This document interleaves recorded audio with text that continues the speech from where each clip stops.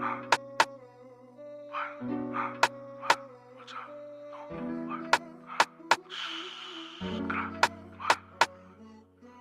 know the police be listening and never make a sound. Spin the block just to link a bitch, yeah, I'm from the towns. What y'all know about losing 2 niggas in one spring break? Mama's crying is envy and niggas thirsty for stains. Like, niggas towing, but I gotta keep my focus cause the devil on my shoulder, he keep telling me to do it. Like, damn, can't believe they shot Gilly. I just pray that they look me in the eye when they kill me. They be wanting me to crash out, don't push me to spray. I've been all up in my bag so the hood don't see my face. I just pray for better days. I know the police be listening and never make a sound. When you counting them Benjamins, better look around. Spin the block just to link a bitch, yeah, I'm from the towns. So my niggas is with the shits, get 100 rounds. I know the police be listening and never make a sound. When you counting them Benjamins, better look around. Spin the block just to link a bitch, yeah, I'm from the towns. So my niggas is with the shits, get 100 rounds. This is uptown, niggas know the vibes where I'm at in the block mine. Got it tatted right on my back with a red cup. Don't put no ice in my yak, homie, bets up. No, I got the dice, better rack, I'm a gangster. Don't sleep, I might take a nap. Look, you could disappear on sight if I snap in the afties. Tipping, then it's right to the trap or a baddie. Stripper all night, I'm a tap. Look, keep it simple, white tee, white ups, yeah. Keep it pimpin', white feet, might fuck, oh. Mind your business, grind tree, I like bucks, yeah. I'm from Tilden, they don't breathe like us, no. Yeah, that block, pushing this a cash block. Kush purple hash block, running in them back blocks. Grab blocks, potato them, then I mash shops. 2 train, 2 games, and I'm good to the last stop. A couple of niggas tryna lie me, hit a poker in my Tommies. From the time I've been on time and every day I smoke exotic. I don't like my bitches plain, cause I'm fly than a pilot. I just wanna make it rain like a tsunami. Like I'm Johnny any time of day, you know where to find me. Yeah, I'm drowning, I've been getting paid, I don't want no problems. I'm a bowler, I've been making plays. I feel like Jordan, I'm a bowler, I've been making plays like Harden. I come from a town to get ratchet, been a baller, been a trapper. Chasing money is a habit, roll exotic and I pass it. Yeah, always been the one, like McGrady on the magic. If it's static, get a gun, they won't ever catch me lacking. They get active, but I never run. Bitch, I've been on time and money stacking, let's keep it a buck. I'm feeling like Giannis, getting money and smoking these blunts. This shit exotic, rolling dice and with a couple bloods. You don't want no problems in this city, they love me like Ricky. She want my babies, been a bowler since Pelés and Biggies. She say I'm wavy, when no stinning, flipping nose. Cash money like I'm baby, I've been counting all these blues. Yeah, they throw that joint in the Navy. Bitches want you when you up, yeah, they move like Nikki Swayze. All these niggas is my son, shit, I'm feeling like I'm Katie. From a jungle, I'm a lion, you can never try to tame me. Yeah, my lifestyle too much, from the Bronx, I'm the greatest. I know the police be listening and never make a sound. When you counting them Benjamins, better look around. Spin the block just to link a bitch, yeah, I'm from the towns. So my niggas is with the shits, get 100 rounds. I know the police be listening and never make a sound. When you counting them Benjamins, better look around. Spin the block just to link a bitch, yeah, I'm from the towns. So my niggas is with the shits, get 100 rounds.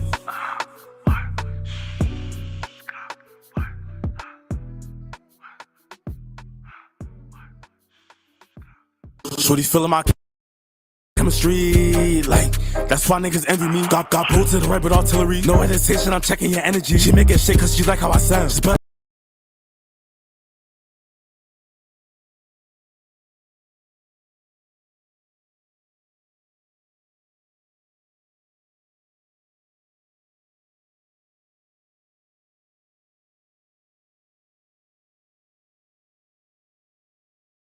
bitch. If I can't blaze, I pull on pack.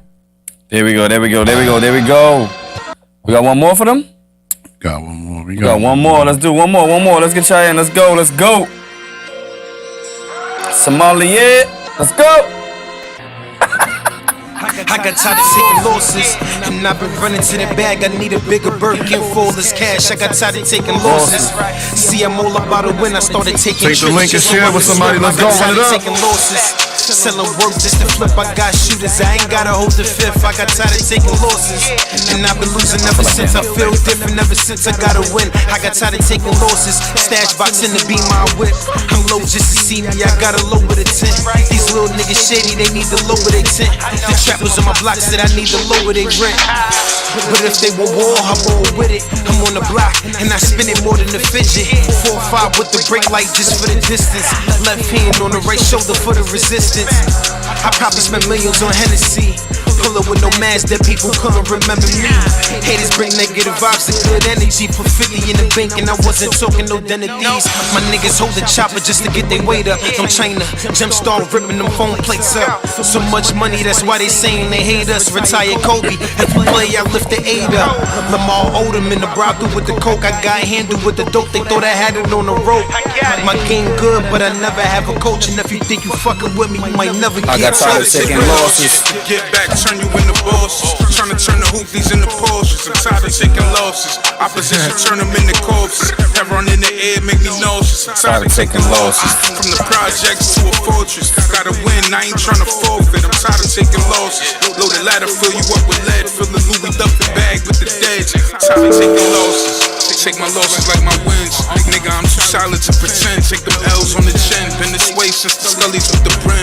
With nothing in my pockets but some lint. My nigga family, we ain't friends. Violating, see the bottom of some Timbs. Stupid dirty like that water out in Flint. And that shit where it begin. I'm in the booth spitting like it's Flint. I keep losing shit, I gotta get a win. Lazy with this rap shit, it's millions in my email. Cocaine and weed sales, block retail. Fiends telling niggas about this shit like Zelle. The work A1, my nigga, you know what we sell. And I'm moving it well, like a knight on the chessboard, every move was an L. The trap house filled with wild yay, on my toes like ballet, I park on my ballet. I got time to taking losses. Gates, what's up? 40 music, what's up? You won't see a crease up in these forces. Tired of taking losses. They was supposed to bring me to the bosses. Now they gotta meet me in my office. Tired of taking losses. They will get a glimpse of what we got when I lift your whole shit up like a forklift. Tired of taking losses. I'll drop a bag on whoever if a nigga say he looking like he lost it.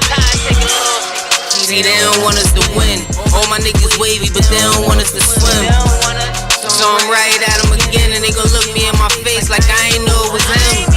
I'ma pull up to your block, I'ma start a riot. Put whatever's in the pot, I'ma start their diet. And I'm taking what I want, I won't even buy it. Get that wish a nigga would look, try it.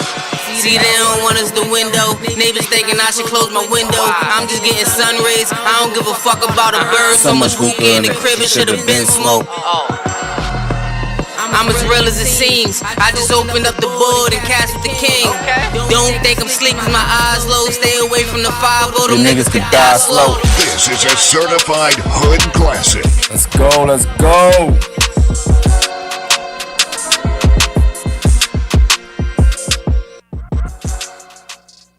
Yeah. Welcome to 40 Central Podcast, episode 223, man. What's good, y'all? What up? What's good, my guy? Wake up. We took a week off. Now we back. We apologize for taking a week off last week. That was on us. But we are here. What's good, man? Kev, what up? You all right? Yeah, I'm all right, man. Wake your ass up, nigga. Let's go. I'm sober. Sober. I'm not gonna lie to you. It's a good thing. Sometimes you was lit. I can't hear. Nah, I don't know. The mic might be off. Keep going. That's a good thing. Nah, it's not a good thing. Hell no. The last couple times you was lit, we had to pack you up, my nigga. Like you was a little aggressive. Nah, bro, I was sober last time too. Nah, we talking about lemon Starburst. With the lemon Starburst. That was one time, and then there was another time. When the fuck did I you just start throwing shit when you get mad. When the hell did I have a lemon Star? We had the conversation about the lemon Starburst.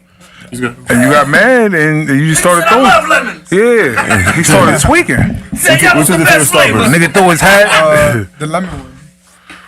No, you fucking The other one is my favorite. Nah, you gotta leave now. Listen, I love lemons. Lemon Starburst is the best. Listen, the yellow Starburst, orange one. The yellow and orange, exactly. So like, listen, the yellow ones are always available. They're always available. That's because nobody likes them, and they taste the best. You just hop on a bandwagon. That's all it is. Nah, you know what happened? Niggas, they only pass you those two. So that's why you had to learn. I copy. I mean, I get it. I understand. Niggas like, yo, every time you like, yo, can I get one? That's what they pass you. That's it. That was the best you had to learn how to like that was the best one. Never. That might be the reason why you like them. No, it's not. It's not. It's not. Just everybody. He went crazy for the lemon. The red Starburst tastes like sweet clay. What? Yeah, sweet clay. Like sweet Please. What is sweet? I don't even know what that sweet? tastes like. Yeah, like you know what? How was y'all week, yo? How was y'all week? That was great. I think we could probably skip the 2 weeks because it's 2 weeks. We just get into the guests, man. Pause. It's been 2 weeks. I said, all right. That was wild. Yeah, get into the guests was a little. Yeah, let's get into the guests. My fault. You can get into the guests. Ain't no getting into me. Let's go. Give him a. Before we get to that, I just want to give a shout out to Underdog Gym. Yes. Yesterday, us and the Four Corners team was out there. We had a really dope interview. I'm actually gonna play a snippet from it. Shout out to Falcon for letting us share a space, interview him. And he was there the whole night, just chopping it up, showing he showed a lot of love. Y'all know what it is and who it is. Let me put y'all on to what we doing and where we at. 3448 East Tremont Ave, Underdog Gym. Team Falcon is running this shit. You hear me? We stopped by today, 40 Central and Four Corners to get an open workout with the team. And boy, did they make us sweat. Boy, did they have everybody saying, ah! This is what we do. Thank you to you and your dad, Falcon, for having us in here. We appreciate you every time. Again, let them know what we doing. Yo, bro, I want to say shout out to Four Corners. I appreciate the opportunity. And for the interview, we had 3448 East Tremont Avenue, Underdog Boxing and Fitness Club. My new home, the home of Falcon, Foster Falcon Jr., a.k.a. the Sniper. I'm 10-0 with 6 knockouts. Come show us love. And once again, bro, I appreciate you for the opportunity, bro. You already know. Thank you, bro. Appreciate you, my brother. The kids, they got classes for the kids. The adults, we got classes for the adults. Listen, we was here and we got beat down for about a half an hour up in there. Had us doing abs, had us doing shadow boxing, had us doing the rope, had us doing push-ups, had us punching the bag with combinations, left, right, left, level cover to the body, uppercut to the, and I'm throwing uppercuts to I don't know where, but I was hitting the bag, you heard? We got it rocking. We will be here. Bring your children, adults, teens, whoever, whenever, black, brown, Asian, Puerto Rican, Chinese, Jamaican, it don't matter. You want to get fit? This is where you come. You want to learn how to fight? This is where you come learn how to fight. Y'all know what it is. Y'all know who it is. Y'all know what we doing and where we at. Underground Boxing Gym, 3448 East Tremont Ave in the Bronx. No funny shit though. He's a really good spokesman. I was about to say that. Like he can do that. Like even during the book bag drive, same shit. Like just flow. Everything just flow. Yeah. He'll just and that's just him just talking. Yeah. So shout out to Underground Gym. I want to join now. I'm joining. Yeah. Joining for sure. My little cousin wants to join too. Gotta get Justin and they don't know how to fight. We back to that? That was 2 years ago. This nigga still want to fight. You have to bring the gloves out. We've been trying to do that, but this nigga keep ducking me. Yeah, I've called you out 1,000 times. You got a gym now. You ain't built for it. I've called you out. You got a gym now. It was at that particular gym too, which is perfect. It was that particular gym I wanted to fuck you up in. You wanted to go to that gym? That particular gym. All right, we got it. Now we got the gym. So we could do that. Now, but shout out to them for letting us even going over there to take pictures. We doing we got some videos, not including the interview that we got out there. They all cool up there, man. It was a great time. Yeah, and the class was good too. It was a really productive class. You got to use the gloves, the heavy bag, some calisthenics. It was really good. Really good. The dad who was the trainer got us through like 30 minutes, gave us a 30-minute workout. And I'm looking forward to going back. Kind of felt fast, but long at the same time. Like you did a lot of shit in 30 minutes. Where we at, yo? What the fuck? Yo, what the fuck, bro? Crazy. This nigga, he said that shit with a straight face too. He was dead ass about that shit. I was dead serious. The timing of it like I don't know. Just forget it. But it's usually like that. You know what I was saying? It's like a fight. You know, when you having a fight, right? It feels like it's a long period of time. But there you go. Finish your sentences. But it's usually a short span, you know. Yeah. It all depends on how you take it. It's all about mental. That's a fact. They thought you was gonna quit. They thought you was gonna quit. I don't know why. They was like, yo, this nigga gonna quit. I said, no, he's not. They thought he was gonna quit. Nah, I just caught a cramp. I caught a cramp in my abs because I forgot drinking water causes cramps like in the middle of a workout, and that was a bad idea. So, but other than that, I was cool. Why is it so? How much water you was drinking? I just had because it's mad hot in there. Yeah, I'm about to say, why is it so hot in there? It was just, I guess it was just one of those days. It's not supposed to be that hot? Not, it has days where it goes up to like 100, 105, but some days it's low temperature. Well, it depends on how it is outside. Yeah. You know, they close the doors.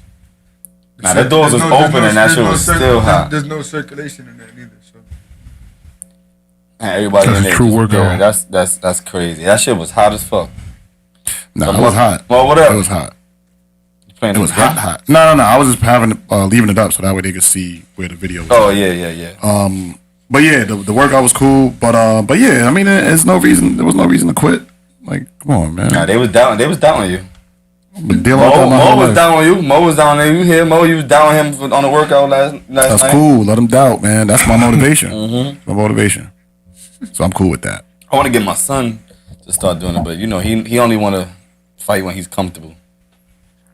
Speaking of that, happy birthday, Cole. Yes, sir. Happy birthday, baby. Happy birthday. Happy birthday. He said that. Yeah, see. He said you look like you was gonna tap out. How old is he now? Yeah. My son just turned 5, man. So, he just turned 5. Yeah. That's the perfect age to start him out. Yeah, he's a. Nah, he want to do flips like Spider-Man and shit. That's that's the problem. It's gonna be a I already gymnastic. know. Gymnast. He was I know how that shit go. Yeah. You can go to the Olympics as a gymnast. Nah, he not being no gymnast. Ain't nothing wrong with that. Nah, he's just not doing that. Like he's gonna. Why not? He's gonna do like basketball, football, or like something like that. You gonna make him do basketball, football? Nah, that's what he wants to do. Like they said, no, he's not doing that. He don't got an option. Basketball, football. Nah, he don't got an option. He got to do something like that. Maybe that's him. That's fucked up, yo. What kind of shit? How was that fucked up? True. First of all, it's fucked up what you gotta be doing right now. First of all, you just put your whole finger in my cup, bro. You thought I didn't peep that? I'm mad uncomfortable right now. That was crazy. That's crazy. You want another cup? Nah. Then shut the fuck up. Like, Jesus Christ. he said all that shit for no reason. And I gotta, Nah, this is crazy. Appreciate you. That was weird. For no reason. All right, can we it's a little different, right? We ain't even start yet. I Pause. know. well, because Can we get the proper introduction, please? Let's go. Yes. So first off, I would like to welcome our new addition to the 40 Central family. This is a warrior, boxer, fighter, someone who's been through it all, has a very, very in-depth story to tell, someone you can learn a lot from his story and from his experiences, some of which we'll get into on this show. Ever since I met this brother, he's been upstanding, super respectful, always willing to lend a helping hand, willing to pop up to the show, always down to just be a part of whatever type of positive things that we got going on. And this is someone I'm looking forward to building with. This is somebody who is going to be a future world champion. This is somebody that you need to make sure you follow on Instagram, on Twitter, get his phone number, tap in with this brother now, because he is going to be on top of the world. Without further ado, make some noise for Veneno Otero in the building. Welcome, my brother. Otero. Otero. That wouldn't be racist. You already put the Spanish accent on. You might as well just go full. That's how I've heard his name pronounced, though. I've never heard the rolling R. Otero. Otero. That's how they said it. Veneno Otero. It was a white guy who said it? Huh? It was a white guy who said it? I don't know. Oh, he said it wrong? No, he said it right. Oh, yeah. Otero. Also, you do roll the R. Yeah, you could roll it, but I mean, I don't mind. You could be Puerto Rican and then Otero. I got fun. I don't mind. Now you Aki. Like, what? How we get here? I don't mind. You can pronounce it how you want. Okay. As long as it's not Otero, because I have some people that pronounce it Otero, and I don't have. Make it sound like Irish or something. Yeah. I don't have an R in it. We got an apostrophe and an O in the beginning of it. That's great. Otero. You're adding an extra letter to my Otero. last name now. It's like Otero. Yeah, I've been to Puerto Rico a couple times. I'm not gonna be able to write that off for my taxes. Add the extra R. No, let me stop.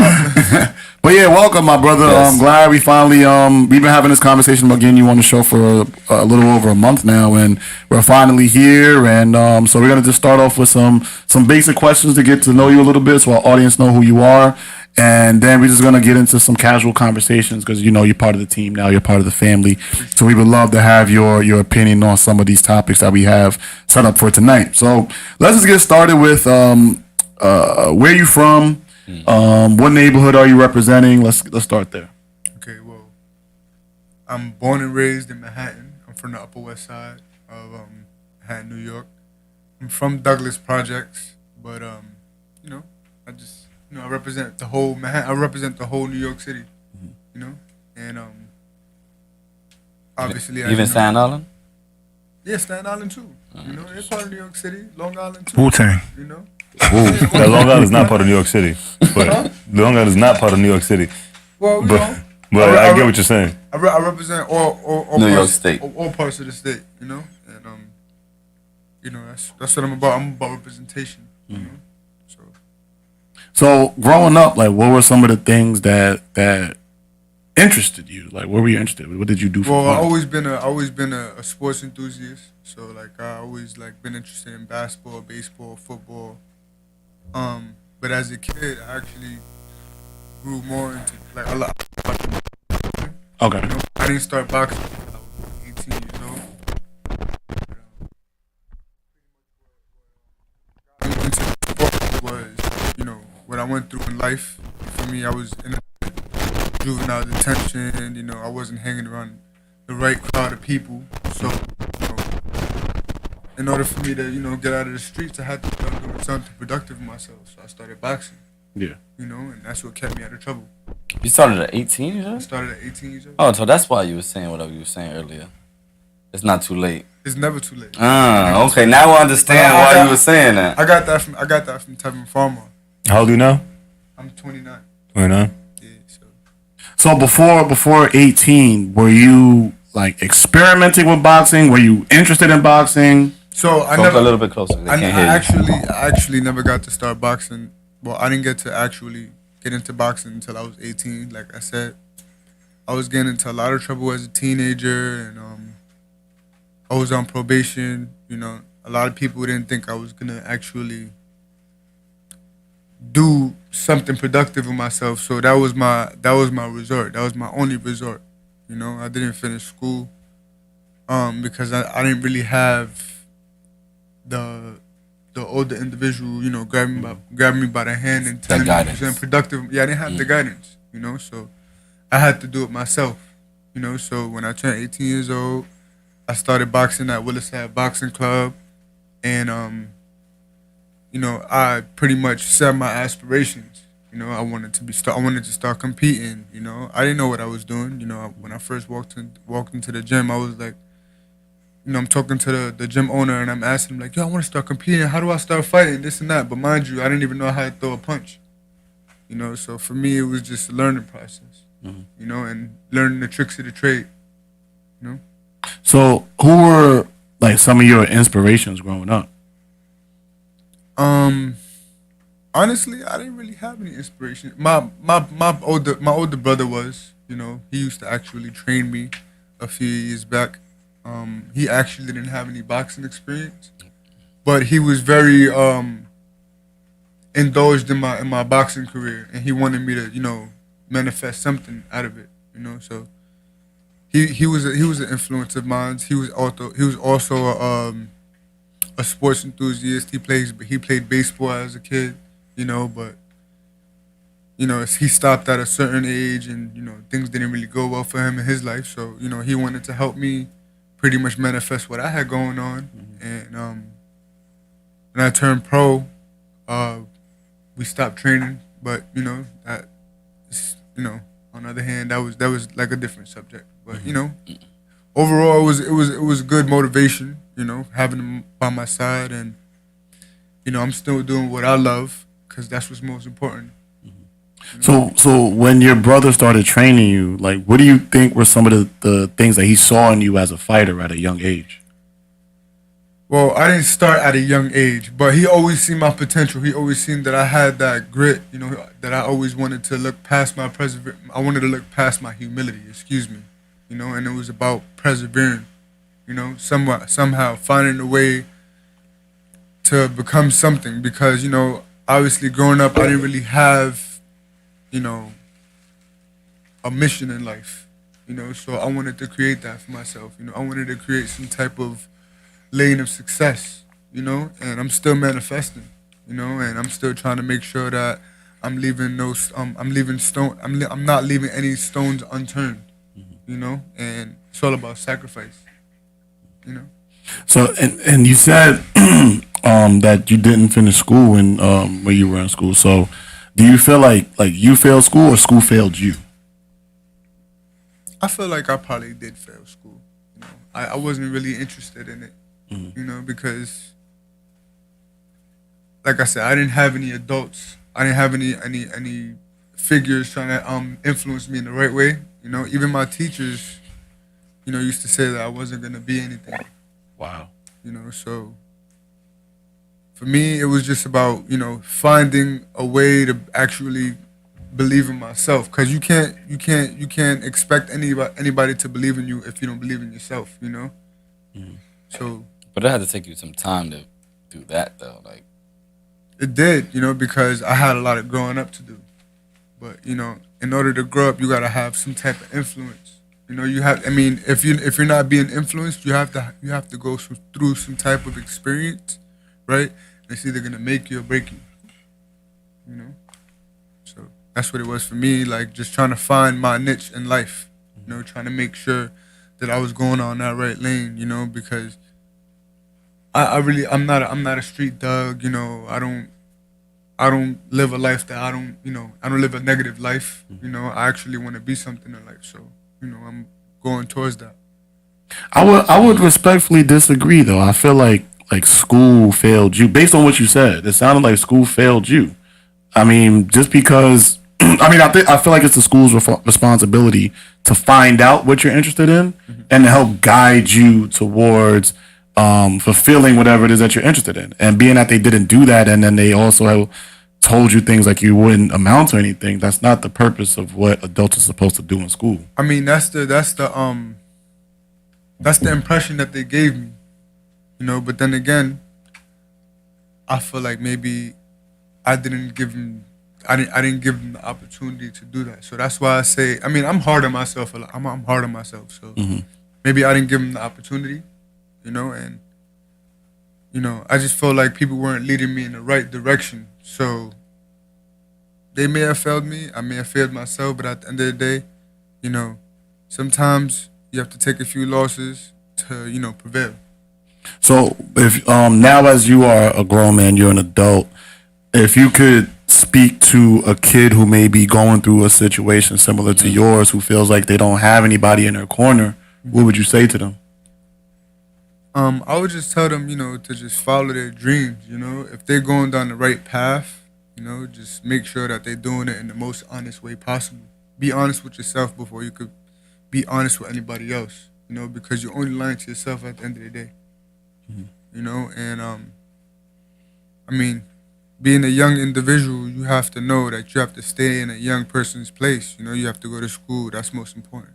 You know, you have to, you know, have the right people around you. That's another thing growing up. I didn't have a lot of good people around me, like I said. So, how would you know if you have a good person around you? Because I feel like we say that a lot to kids, like make sure, you know, the company that you keep is really for you, or make sure that these people really do want to do right by you. How do you know when you have somebody good in your corner? When they're not putting like toxic thoughts in your head. You know, putting you in. I kind of think that's tough though. Yeah, it is. I was gonna say that's tough because like you don't even know if that's toxic yet. Like as a kid, like as a kid growing up, like oh yeah, let's go and. Wait. So what age are y'all referring to when y'all? Well, I was gonna say. I was yeah. What I was gonna say was like technically, like say you not the kid that wants to fight, but you got a friend that knocks anybody out. Like they don't care. That's a good friend. They might get in trouble, all that, but they protecting you in the process. So, like when we picking our friends, a lot of times they're there for certain reasons. Like they're filling a void, they're filling the gap. Yeah, pretty much. And we can't judge it based on maybe his attitude is like that for a reason, but he holds me down in that kind of fashion. Yeah. I mean, but then you also could have that other nugget that just wants you to just fight everybody for no reason. Well, like that, you know what I'm saying? Like, but the friend again, the fighter friend. That's what I'm saying. Wouldn't push you to fight because he's the fighter. No. So, but when you run into some shit, he ready to pop. No, that's the difference. No, what I'm saying is, there's that friend and there's other people on the opposite side that just be like, oh yeah, I know you. Let's just go into a fight for no reason because I know you knock niggas out. Honestly, yeah, I grew up like that. Yeah. That's bad. Be like that, man. You know? sometimes we experience things just to feel. I mean, you know, like he said, you know, some things happen because that's how you grew up. That's what you grew up around, you know, and that's the only way to fill the void. Being that you know you're around people that you know either beat people up or they didn't go to school or they didn't really give you the right influence in life. For me, growing up, I just didn't have the right influence, whether it was family, you know, whether it was friends. You know, so I had to fill that void and actually become something for myself, so I could be able to influence the next generation coming up. You know, because that's what it's about. It's about being a good influence, not making the community worse. And at what point in your time did you realize that you needed to do that? When I started boxing, pretty much. Like I always wanted to manifest something in my career. Like I didn't know where it was going at first, you know, but I noticed once I started getting more experience as an amateur boxer that life is about being self-invested, you know. So if you're not investing in yourself, then, you know, you're not going to really go anywhere. You know, you're just going to be going through that revolving door over and over and over again. So when you started boxing, what was like one of your biggest challenges in the beginning? I don't know. Like honestly, like I just had to learn to love the sport, you know, because you know it was my only like direction really. Like, you know, I could have just went back to school and became a mechanic, you know, or just been a 9-to-5 worker. You know, there's nothing wrong with that, you know. But I have aspirations in life. I always wanted to be a boxer since a kid, since I was 7 years old. Oh really? Yeah. You know, when I first the first boxing match I ever saw was Mike Tyson versus Lennox Lewis. And from there, I was just like, wow, that's cool. Like, for me, you could punch people in the face and get paid for it and shit like that. All right, I want to do that too, you know? But, you know, it's a blood sport, you know, and it's deeper than what people think, you know? It's an art, you know? It's something that a lot of people, like, you know, it's like, it's a poor man's sport. Nah, did you fall? Yeah, I fell. Yeah, no, a lot of that. I forgot he was there. I was like, I thought he saw some shit. You know, boxing is a poor man's sport, you know, and every sport has its humility, you know. But you know, it was just it was an interest of mine since I was a kid. You know, I always wanted to be a boxer. You know, just like you have people that like to, you know, record music, or you have people that like to do art and stuff like that. You know, this was my art. You know, this was me painting a picture. This was me painting a picture, pretty much. You know. Do you have any regrets about starting at the age that you started at? I wish I could have started a little younger, but you know, like I said before, I didn't really have that influence to take me by the hand and be like, "Oh, come on, let's go and do this. Let's go do this curricular activity or do this." You know, like I always wanted to be like growing up, right? My brothers, all right. So my brother that was my coach and my oldest brother, they always played sports. One played basketball, one played baseball, right? They didn't influence me. I mean, shout outs to them. They tried their best, you know, but they were in the street too. But also, you know, what they were aspired to do came to an end because they was in the street, you know. So that's what I was influenced by. Whatever I seen them do in the street, that was my influence. They didn't take me by the hand and be like, "Oh, come on, let's go play basketball," or "Come on, let's go play baseball," you know.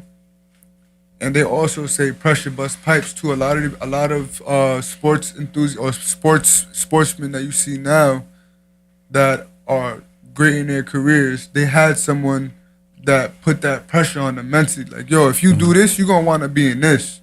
You know, I didn't get that. It was just, oh, you want to be this, you want to be a basketball player, you're gonna be a basketball. If you want to be a drug dealer, you're gonna be a drug dealer. You know, so I had to find my niche and what I really wanted to do in life. And since a kid, 7 years old, I always wanted to be a boxer. So at 7, you wanted to be a boxer, and then you started at, correct me if I'm wrong, 18? I started at 18. So when you started at 18, who did you want to model your fighting style after? Like, did you want to be like Tyson, being that was the first fight you saw? So once I started to really, you know, become more of a... All right, so before I started boxing, I was actually a fanatic of boxing, you know? And I used to watch a lot of fighters like Yuriorkis Gamboa. I used to watch Hector Camacho. All right, let me date back. All right. Gamboa? Yeah, he was one of my favorite fighters coming up because I'm part Cuban. I'm Puerto Rican and Cuban. But he was one of my influences because he was a gold medalist, you know. You know, I really, like, I followed his career as a boxer. That man Tank had Gamboa looking like Bambi. This is before all that. Yeah, this is before all of that. And he was, I feel like if Tank would have fought a young Gamboa, he would have had more of a problem with the Gamboa that is now. You know? But all right, so, you know, like, I used to watch fighters like Hector Camacho and Sugar Ray Leonard, Marvin Hagler. You know, I watched a lot of old school fighters too, you know. Like I said before, Mike Tyson, Lennox Lewis, you know, so I didn't really look into their story deep, you know. Like, I knew Mike Tyson grew up, you know, he grew up with a bad childhood and stuff like that. But I didn't really think about that. I just thought about the fruits of the labor. I thought about what you could become if you worked hard for it. You know, so for me, you know, I'm not influenced by a person's struggle. I'm influenced by what's for the now, what's for the future. You feel me? Because if you're stuck in the past, then that's all you're gonna be, a past-ridden type of person. You know. So when you started boxing, did you feel like you had to prove anybody wrong? No, I just felt like I had to prove myself right. Okay. You know, because like, if I sit here and say, oh, I wanted to prove this person wrong, I wanted to prove that person wrong. Yeah, I had a lot of people that doubted me and told me that I wasn't gonna be anything. But what gave me drive was knowing that I was doing something productive with myself. You know, knowing that, yeah, I did have doubts, but I turned them negatives. I tried my best to turn them negatives into a positive. You know, as much as people told me, oh, you can't do this or you can't do that, I always told myself I could do it. You know, and I always did my best, and I put forth my best efforts to make sure that I prevailed in the best way possible. Do you feel like boxing saved your life? Boxing definitely saved my life. How so? I feel like if I wasn't a boxer, I'd probably be something way worse than what I am. Now, I mean, I'm not a bad person right now, but I'm saying I would definitely be in a worse position than I'm in now.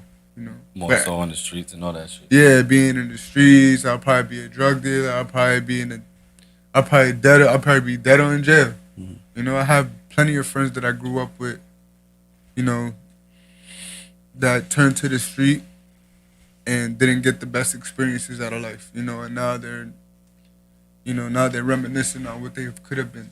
You know, and I don't want to be that shoulda, coulda, woulda. I want to be that person that actually said that I was able to influence my community in the right way. So with the sport, you talked about how, you know, it's an art form, right? Can you just speak about the other things that boxing teaches you, like outside of the ring, such as like discipline and things like that? What were some of like the biggest lessons that you've learned from the sport? I feel like boxing teaches you how to be more patient. You know, it teaches you how to be patient. It teaches you how to put your your mind, your thought process together. Just like I said before, it's just art, man. Like you gotta really look at the bigger picture.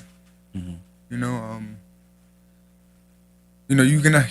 gonna meet a lot of you're gonna endure a lot of bad obstacles. Because even in boxing, there's not a lot of good things going on. But it's you gotta take the good with you gotta take the bad with the good. And what do you mean in boxing? There's not a lot of good things going on.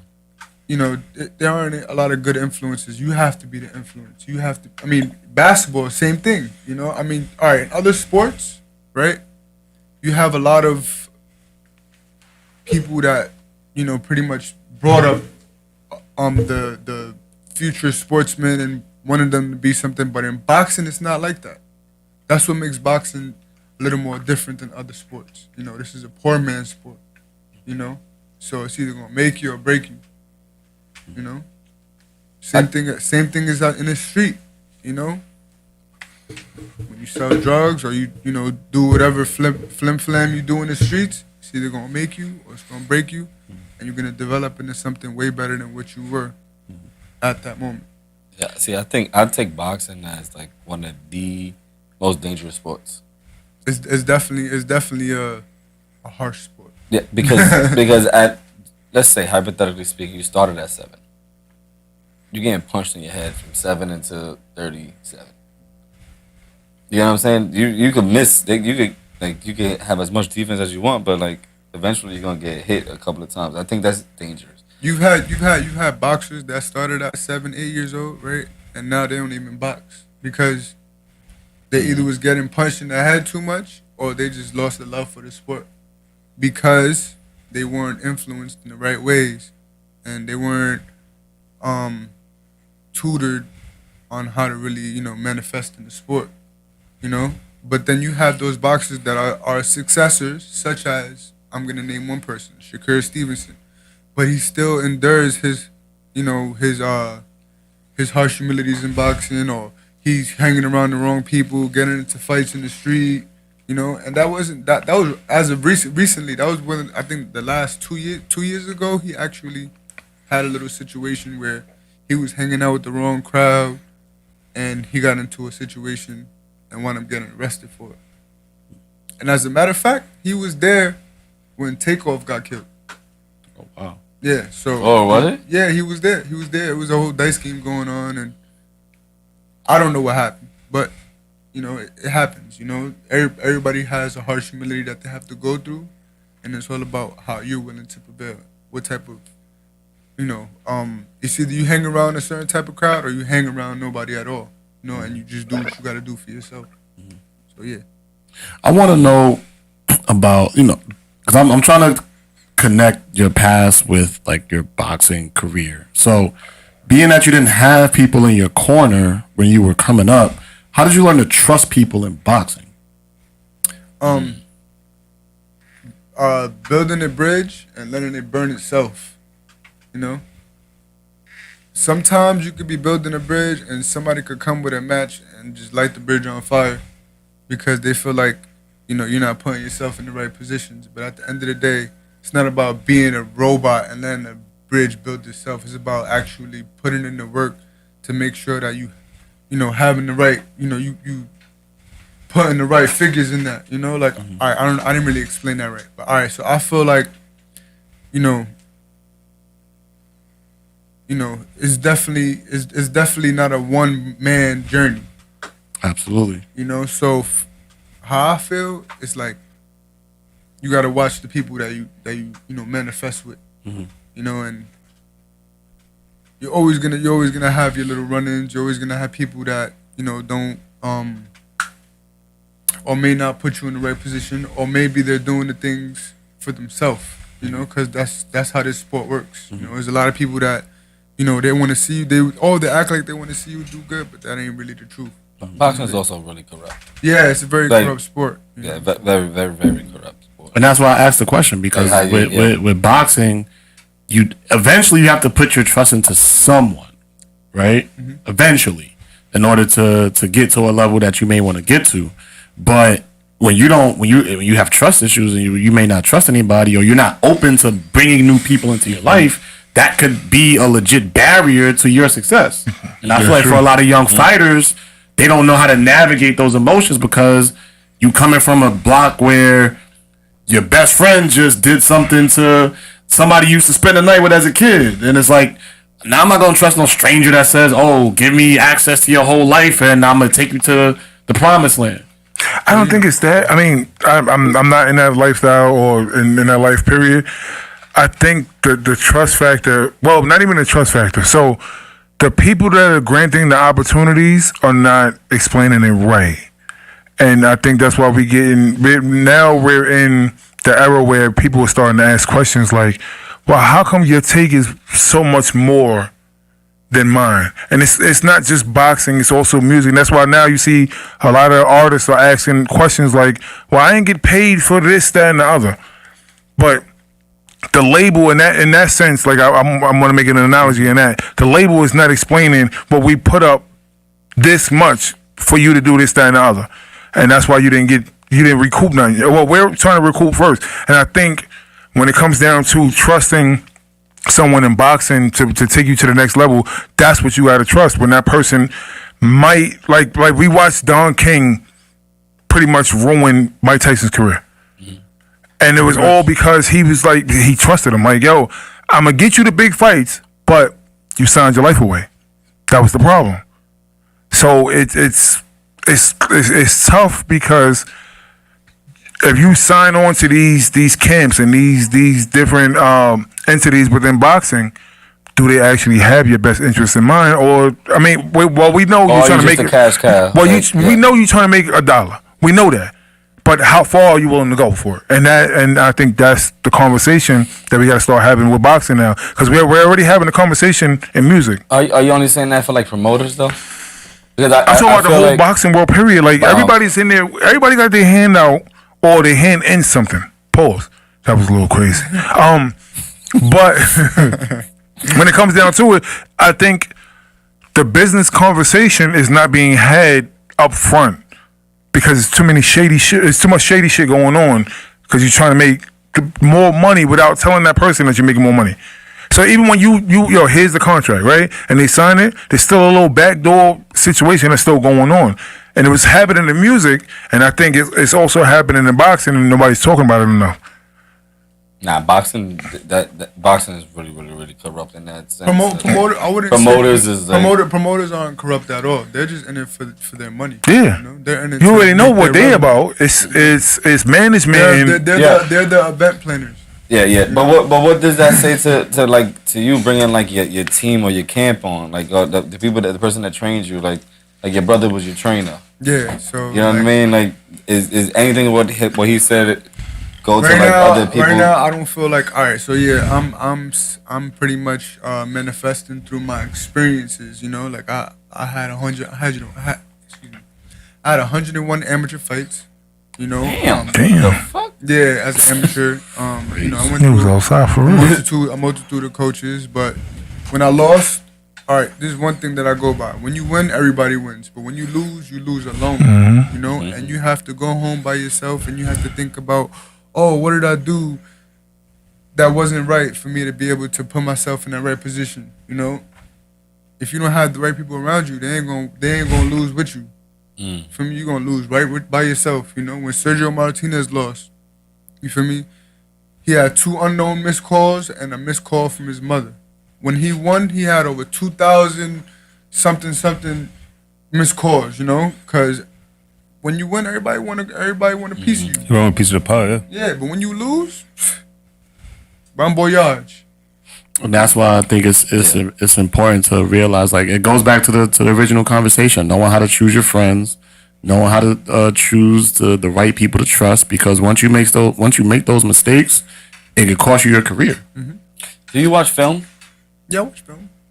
On yourself after the fight? Yes, I watched my last fight at least 6 or 7 times, you know. But in preparation for bouts, I don't watch my opponents. You don't watch it? No, I don't watch them because at the end of the day, I gotta make sure that I'm prepared for whatever is to come, you know. whether it's defensively, whether it's offensively, you know, tactics. That's what it's about. You know, being able to, you know, you gotta be, you know, Ready on your you gotta be on your job. You know, Mm-hmm. for me, you gotta present in the right way. For me. So you don't think that watching film of your opponent may, even though you have to adjust within the fight, you don't think that initially that's the coach's job. Okay. That's the coach's job. The coach is supposed to watch film. The coach is supposed to be able to make that or set that blueprint for you. Like, all right, you know, you gotta do this a little more because he may come with this. Okay. Yeah, he's more of this type of fighter. Okay. You know. That should be both the in my opinion. Sorry, I think it should be both the person that's fighting and the coach, so that way you can see what it is that person's telling you. How do you feel about that? Well, I'm sorry. The question was, he thinks that it should be the coaches and the fighters both. What was the question? Basically, both the coaches and the fighters sitting down and watching film together so they can go over maybe Tactics, compare notes, tactics, and certain things like I feel that. like as a fighter, right, we have a tendency of looking at the things that the person does good, you know, and we don't look at those little loopholes or you know, yeah, all right. Me, if I watch footage, that's what I'm gonna look at. I'm gonna look at what they do wrong, you know, and I'm gonna try to pretty much exploit it, yeah. But you know, I'm not big on watching footage because I'm more focused on my training. I'm focused on what I need to get better at, you know, and I focus on what I do wrong, you know, so I could be able to fix those mistakes. So when did you make the transition from, all right, now I'm boxing and I'm learning, so now I'm boxing and I found myself within the sport? Around what age was that for you? So I think I was about. How many fights in, nigga? Because you had 101. I was 70 fights in when I had finally noticed. All right, I'm not really doing that because I had a few losses, you know, locally, you know, in New York. I had 70 fights in New York before I actually decided to start investing in myself. You know, whether it was a GoFundMe, whether it was me saving my money to be able to go out to national tournaments and being able to network with some people so I could be able to get the right opportunity, you know. But I was a little older, you know, I was 24, 25 years old. And by that time, you know, a lot of managers, promoters, you know, consultants, they stop looking at you. If you're not a certain age in boxing, you know, it's like, oh, all right, he's 25, but there's but so much I could do with him. You know, so for me, I had to put my foot forward and make sure that I was putting myself in the right positions. And that started with me winning. If I won, all right, who's this kid? He's winning, all right. Maybe we could get him somewhere. You know, but being that I had an age limitation. I was at an age limitation. It was hard for me to really get that opportunity. You know, it was hard for me to network with certain people. You know, I'm not gonna, say any names of any agencies because, you know, they don't matter. You know, what matters is that I'm putting my foot forward. I'm making sure that I'm putting myself in the right opportunity. I'm putting myself in the right circles and being able to speak to the right people so I could show them what I'm capable of. Because age ain't nothing but a number. You know, and like I said before, you know, quote Tevin Farmer, it's never too late. So being that you're doing a lot of the legwork on your own, who do you get like advice from? Who do you go for counsel? Counseling? No, like counsel, like advice. Like advice. Yeah. Oh well, I usually turn to the people that has experience. You know, like all that experience. You know, they've been professional boxers for years, or who I've rubbed shoulders with. But honestly, like I look at other people's experiences and what they've been through, and I just tell myself, all right, I'm not gonna put myself in that position. You know, I don't really do a lot of dissecting. You know, because I know that there aren't a lot of people that are willing to give you that advice, especially you being an older, like me, being an older individual, you know, and still being like, why do you still box? You're 29 years old. Because this is something that I love, and in order to be the best at something you do, you have to love it. You know, and I love boxing.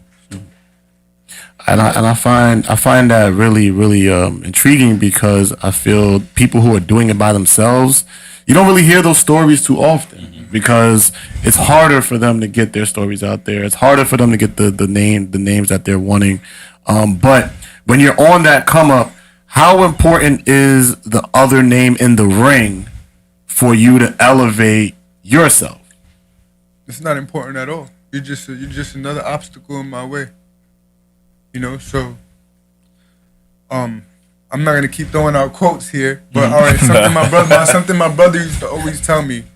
Matter of fact, when I fought in nationals, right, on the third day of me, you know, on the second day actually, me competing in my first national tournament, I was gonna fight a kid that he was number 5 in the country. His name was Emmanuel Rojas, right? And the whole time I'm warming up, like, man, I'm about to fight this kid. He's ranked in the country. Oh, they're gonna give it to him. Cause mind you, I used to lose. I lost a few fights I lost a few fights locally, you know. So a lot of people didn't think I was gonna get past this obstacle, you know, fighting a ranked kid. Oh, he's gonna get past me with ease, you know. And the whole time I'm thinking, oh man, he's ranked. He's gonna outclass me. He's gonna do this and he's gonna do that. My brother pulls me to the side and he tells me, man, fuck that kid.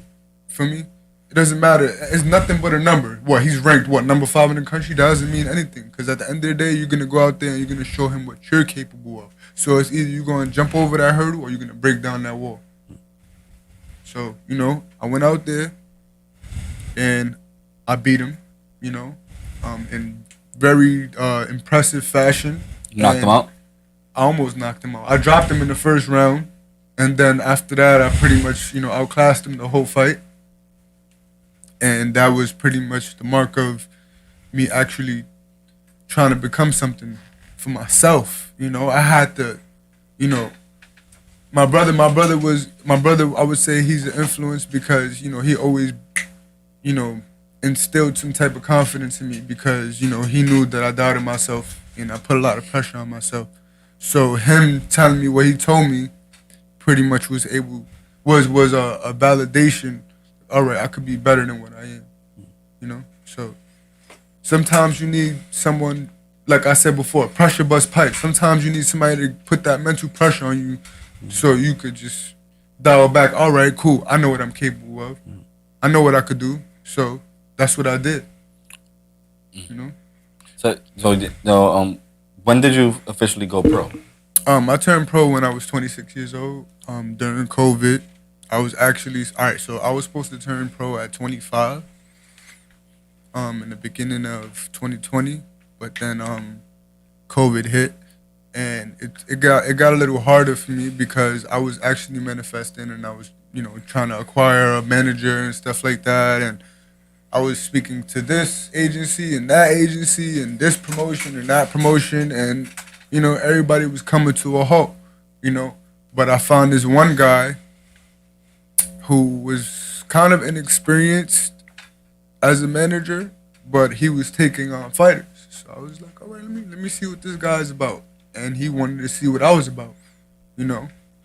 And in the beginning, you know, he threw out so many, you know, this is how managers work.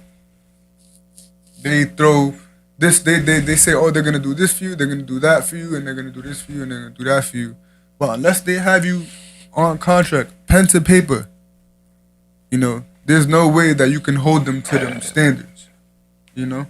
And that's something I didn't know. That's something I had to experience. To learn. Yeah, I had to learn that, you know? So, you know, I dealt with this manager. He got me the opportunity, but I didn't know what he acquired under the table, you know? That's where contracts come in, you know? And I feel like if you're going to do business with somebody, always have pen to paper, you know, because you can hold them to that, taking their ass to court. You feel like you kind of got fucked over? Yeah, I got fucked over. You know, like, all right, yeah, I started off my career 3-0 with this guy, but he started to get more personal with me. And, you know, a lot of the things we started to talk about wasn't my business. You know, it was his personal, you know, outgoing, you know, and it was just like, oh, all right, cool. But when am I gonna fight again? Oh, but I don't want you to I don't want you to compromise what I have going on. All right, that has nothing to do with me. You work for me, I don't work for you. You know? So it was just a bad sense of communication.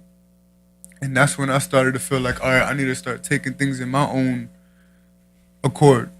You feel me? And that's what I started to do, because at the end of the day, you know, being a professional boxer, you're an individual sole proprietor, which means that you're a businessman. So if you're not able to put yourself or have the right etiquette to put yourself in that right position, then you're just gonna be someone that everybody's gonna be taking advantage of.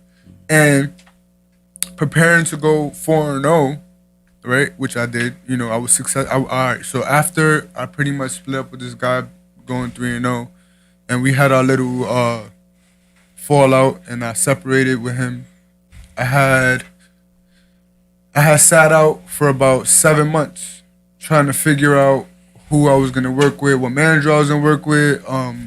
You know, I actually split up with my brother in the midst of that. You know, I split up my manager and my brother at the same time. And I started trying to find a different coach. I was traveling from Atlanta to Boston to a few other states, trying to pretty much network and get myself some type of opportunity, because I didn't have any representation. So I had to represent myself and show people what I was capable of, and show people that I still had the efforts to become something, you know, because I love boxing, you know, and this is what I painted the picture for. This is what I wanted to be. And so I pretty much was offered an opportunity by a certain promoter, and again, he fed me all of these promises, and he told me that he was gonna do this for me if I beat this guy. All the bullshit. Yeah, but he was trying to set me up for defeat. I went into this fight as the B-side fighter. And also another thing, you feel me? When you're doing business with somebody, they're supposed to be able to give you certain things, certain like being a boxer, you're offered certain things like selling tickets, you know, pay-per-view, live stream buys, stuff like that. I didn't receive any of that. He told me, oh, why would I offer you that? I don't know you. But me, that's me being a businessman. Wait. Your manager said that? Nah, a promoter. Oh, all right. You know, and you offer me the opportunity, and you don't allow me. You don't allow me to have some type of slack. You know, I'm a businessman. You feel me? I don't have no representation. I am the representation. You know, so I come to you professionally, and you come to me obnoxiously. So that's when I was, all right, cool. I'm just gonna prepare for the fight, and I'm gonna go out there and I'm gonna do your guy dirty, cause I wound up fighting one of his guys. He badmouthed him in the midst of me negotiating a contract with him to fight his guy. You know, he lowballed me on the purse, and I went out there and I didn't care about none of that. I didn't care about the money. I didn't care about selling tickets. I didn't care about the crowd. All I wanted to do is make sure that I prospered in the right way, and that was becoming victorious on the night that I, you know, wound up fighting that guy and becoming 4-0. After the fact, me and the promoter were supposed to have a conversation. Like I said, he was obnoxious. You know, I thanked him for the opportunity. He was obnoxious, so I told him to fuck off. You know, and that was me being inexperienced. You know, that was me not knowing that no matter how unprofessional certain people are, you still have to continue to hold your composure and be professional. You know, because once people see that you're vulnerable, they're gonna take advantage of that. Yep. You know, same thing like when you in the ring. Pretty much. Your hands are licensed though, right? So like you can't just punch somebody in their face. Right? Oh no, you can't. Like, I mean, didn't we have this argument that was it? Did we ever have this I'm about to argument? say, told the Kev. They sound like a Kev department. Yeah, didn't we have this argument that about licensed hands and that they could just beat somebody up? No, I mean, you can't just hit anybody. No, you can't. It's considered a felony. I mean, unless, well, no, you can't. Your hands are licensed, you know, and I feel like, you know, you shouldn't. I mean, being a professional fighter or a fight sports type of person, you shouldn't be fighting in the street. You know, this part of hurt somebody. It's common sense, but you know, let's say for instance somebody was to aggress at you and you protecting yourself, you gotta do what you gotta do. But also, it all depends on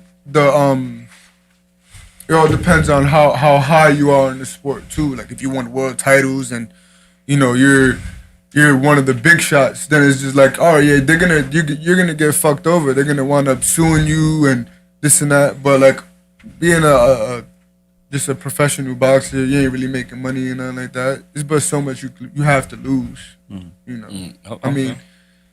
It's not like you have to go to the myth that they say you have to go to the priest and license your hands. Yeah, that's a myth, yeah. It's a myth, you know. I feel like you can get more in trouble being a police officer and having to fight in the street than being a professional boxer and having to fight in the street because depends on where they at. Yeah, and you're a cops is getting away with shit. I ain't gonna lie to you. And you work for the state too, and I don't know if that's more federal or whatever the case may be, but you're actually they put you in the courts and they make you do like a vow, you know, that you abide by certain laws and stuff like that. For real? Yeah, and boxing is not like that. City state is totally different. No, city, like when he's talking about with cops, like city and state is totally different, and so is federal. Like federal is all that is like 3 different branches. Yeah, but they all still make you go to the courts and you know swear in. You know, you don't have to swear in the boxing. You can just leave. You can get in and get out how you want. You know, and honestly, yeah, that's how it is. You know, you come into the sport alone, and you're gonna leave out of the sport alone. You know, look at Sugar Ray Robinson. You know, he came into the sport. He was a promising figure. You know, he actually won a gold medal in the Olympics, right? He made all this money as a professional fighter, won world titles.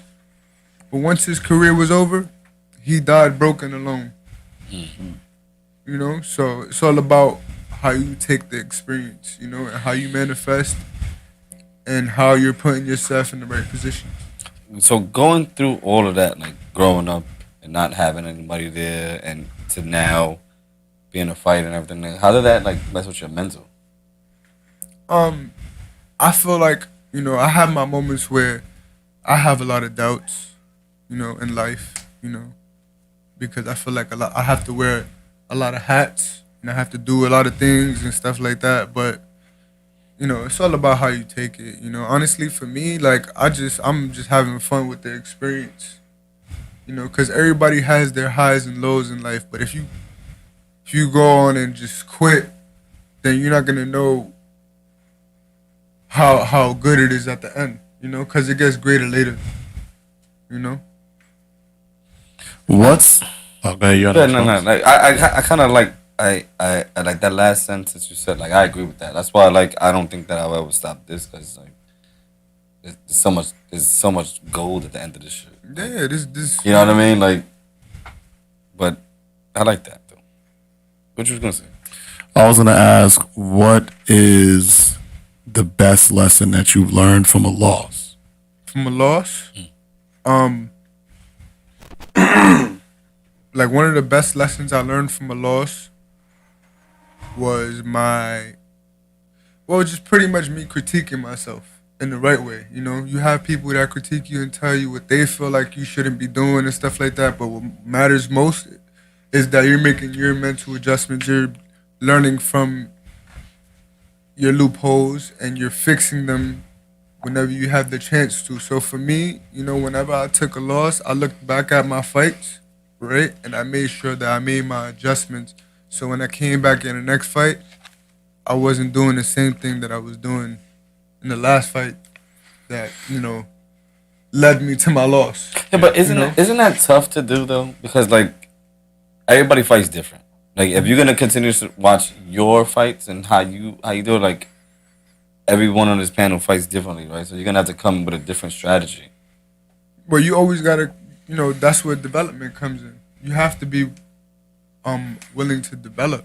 You have to be willing to, well, not only you, but you have to have your team, right? Yeah, your team has to have some type of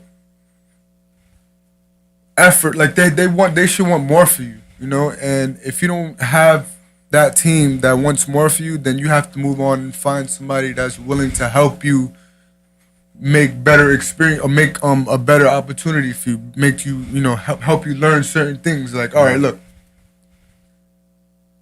Deontay Wilder for example, right?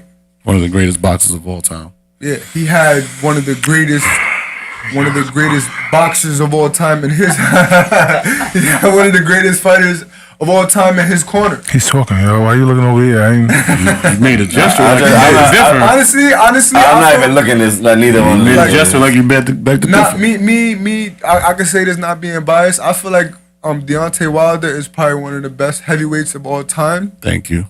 Because he was able to stick to what he knew. He just knew how to knock niggas out. He just knew how to knock people out. So he learned certain things. But when he came across a boxer, that's why when you said one of the greatest boxers, his development came to a halt because he wasn't willing to learn. And when you stick to what you know, it's not. It can become a detriment to your development. True. But that's why you have to be willing to. If you're not willing to learn, you ain't gonna learn. And I feel like in his camp, his team, You gotta stop this shit, yo. Nigga, you got the bottle. His team was lackluster on communication. If there's all right, this is one. You think it was the team or you think it was his? It was definitely the team. Because they could bring something to your attention. They were scared of him. They were scared of him, and they weren't communicating certain things. They were yes men. He didn't know how to box. They were yes men. That was the whole point. He didn't know how to box. He didn't. But he knew how to. How can you coach somebody that don't know how? See, boxing is the sport. Walking in and brawling is that's a whole nother conversation. I don't mean to cut you off, but I'm gonna mention another fighter from back in the days who wasn't the greatest boxer. Well, he wasn't the greatest fundamentally sound boxer, but he used to knock everybody out. I think I know you. George Foreman. Yep. He wasn't the most fundamentally sound boxer, but what made him a great fighter is that he stick to what he knew until he had his little hiccups in his boxing career, such as taking 15 years off of boxing and coming back into the sport as an old man. They literally thought he was going to murder Muhammad Ali. Like, that's how dangerous of a puncher he was. They thought that out. Yeah, maybe. No, you was already talking. That's why. Maybe there were certain people. Maybe there were certain people in his team when he was a younger fighter, right? That didn't really give him the right influence in boxing. Mm-hmm. So he probably was like, "Oh, you guys ain't helping me, so I'm gonna just do what I gotta do." And that's when Muhammad Ali outsmarted him. He had Custom Auto in his corner. If I'm not mistaken. Shout out to Four Corners Boxing right now. Him down mentally in the fight. Shout out to Four Corners Boxing, man, with the super sticker, with the super chat, man. Appreciate you, man. We love you guys, bro. Yeah. Everybody go send some super chat. Yes, sir. 4 Corners, 40 Central, huh? That's a big sticker. So yeah, going back to Deontay Wilder, right? I feel like his team, right? You feel like they were scared of him? They were scared of him. And I say this, if there's no communication, there isn't no frustration. And in order to be able to develop, you need to be able to go through them frustrating moments in whether it's, if you're reading a book and you're like, oh shit, what does this mean? And you look back at it, you have to be able to, dial back, fall back, and let certain things, marinate. You feel me? And I feel like they weren't. Yo, my man. Yo, you breathing on the mic. I'm sorry, I didn't. Yo. The mic is mad sensitive, my nigga. No, it is. But we could have to say like, nigga, can you stop breathing? Like you breathing like you mad fat. just like bring it back. See, the thing is, you don't hear it. Going back to George Foreman. It's okay. It's fine. Going back to George Foreman, he seemed like when he got to a certain part of his career, he became more of a confused fighter because there wasn't certain things that weren't being communicated to him. Bird, and he made grills though. Huh? Well, yeah, that was another part. That was his own manifestation. I still got my shit. That shit is fire. You know, like there were certain things that his boxing team wasn't communicating to him, such as Deontay Wilder. I feel like when he got to a certain, part of his career, he won the world title. You know, they weren't communicating to him that he had to dial back and learn. You know. And I feel like he wasn't willing to learn either because they wasn't communicating certain things to him, until he decided to go. I mean, he was older. He got older. He's obviously older now. He's like 35, 36, 37 now. Yeah. And he decided to switch his trainer, right? And that trainer, what's his name? Malik Scott, right? Is way more of a communicating and more outspoken individual than Mark Breland. Mark Breland is very quiet. He's very quiet, and he's like I said, he was probably scared of Deontay Wilder. Because even in the corner, you could tell that he didn't really want to, put him through certain things. He didn't want to. Oh, come on, you gotta start fucking fighting, or you gotta start boxing. This and that. He didn't, because he probably didn't endure that either, and that's why his career came to a halt. What's your no offense to him. What's your fight weight? I fight at 135 pounds at the moment, but I'm, God willing, hopefully I'm gonna get down to 130 pounds because that's the weight that I actually wanna, campaign at, and hopefully one day, fight for a world title. 130. Yeah. What's your walk around weight? I walk around like 145. Oh, so you only cutting like 15? Yeah, so I only cut 10 pounds to fight at 135. Yeah, but you want 130. But I want to fight at 130. Who right now is on top of 130? I don't really know. Honestly. Ain't that like where Tank and them be fighting? Nah, Tank fights at 135. Yeah. 135, okay. But okay, you have this one UK fight, I forgot his name. That's not NUA. No, not NUA. NUA is 122 pounds. Okay, so he's okay. Oh, as a matter of fact, you have that. Wait, 122 is for flyweight? No, 122 is what's 130? Junior feather. What's 130? Junior lightweight. Okay. Mm-hmm. You have that Mexican fighter. I forgot his name now. You see, that's how I don't really be studying fighters. Yeah. Like I don't care about what you come. That's not Valdez. That's at 130. Oscar Valdez is actually at 130. Oh, he's at 130. Benavidez? No, Benavidez is at 168. Yeah, he's 168. My bad. It's alright. It's alright. I don't want to fight you, bro. Nah, but yeah. So like, that's how I'm just trying to manifest what I have going on because, I'm all for the development. I have a question, right? Because I rewatched your last fight, right? And then you was getting tagged a couple of times, right? But like you really got it. Like you. It's gonna sound wild. It's gonna be wild, right? Yeah. Nah, because we had to pause it before. But like you got a good chin. Like you were taking it. Have a good beard. Yeah, I do. Yeah, he's doing it. Yeah, that's it. And there's no other way to say that. But I'm gonna take a punch, nigga. That's fuck you talking about. That's what you had to say. All right. Nigga say you got a good chin. He can take it. I have a good beard. Yeah, right. But did you ever feel like you was hurt? No. I mean, I got punched in the back of the head once, and I probably fell off. I probably got a little bit off balance, but that happens in the sport. You're gonna have times where you're getting caught in the exchange. You may get punched in the side of the head. Because you was walking him down. Like, Yeah. And then you was just like he was just hitting you, and you was hitting him right back. But like it just looked like you was never phased with it. I was having fun, you know. And he wasn't. I mean, you know, not to sit here and downplay him. He's not the biggest puncher, you know. So I already knew. So he don't have no power. No, I knew. I fought him in the amateurs. I knew he didn't have any power. So I knew coming into this fight, he wasn't gonna phase me. You know, you wanted to fight at 140 pounds. You wanted to fight 2 weight classes up from where we could have originally fought at.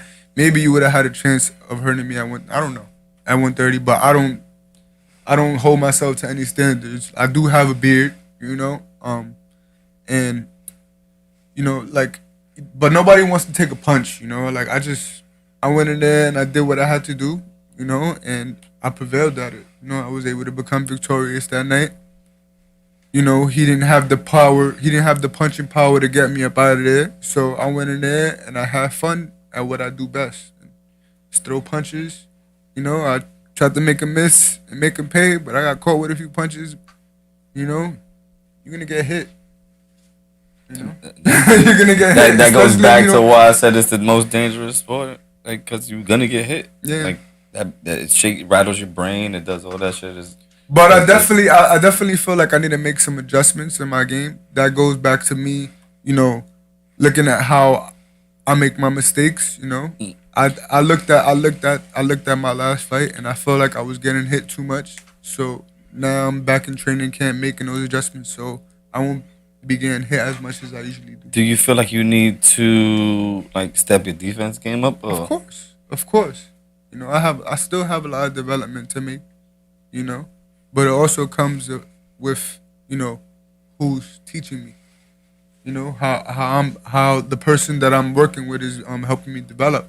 And right now, I'm just working. I'm just training every day and making sure that I'm putting myself, I'm making the right development in my boxing game. So next time I fight again, I'm not getting hit as much. You know, I'm keeping my hands up more, I'm moving my head more, you know, and I'm developing the right way. So what's the biggest difference when you're fighting someone in the amateurs and the pros, in your opinion? Because a lot of times people say, "Oh, he beat him up in the amateurs, and then that means it's like people think that translates to the pros. But so, what do you think? Well, for me, right, you know, it does go a long way when you fought somebody in the amateurs and you fought somebody in the pros. Because if you don't make those adjustments, like, all right, you fight somebody in the amateurs, whether you won or you lost to them, right? If that person is making better, if you beat a guy, right, and he's developed way more than you in the pros, then there's more than likely an opportunity for him to be able to, you know, outclass you because he's making better developments and you stood in the same.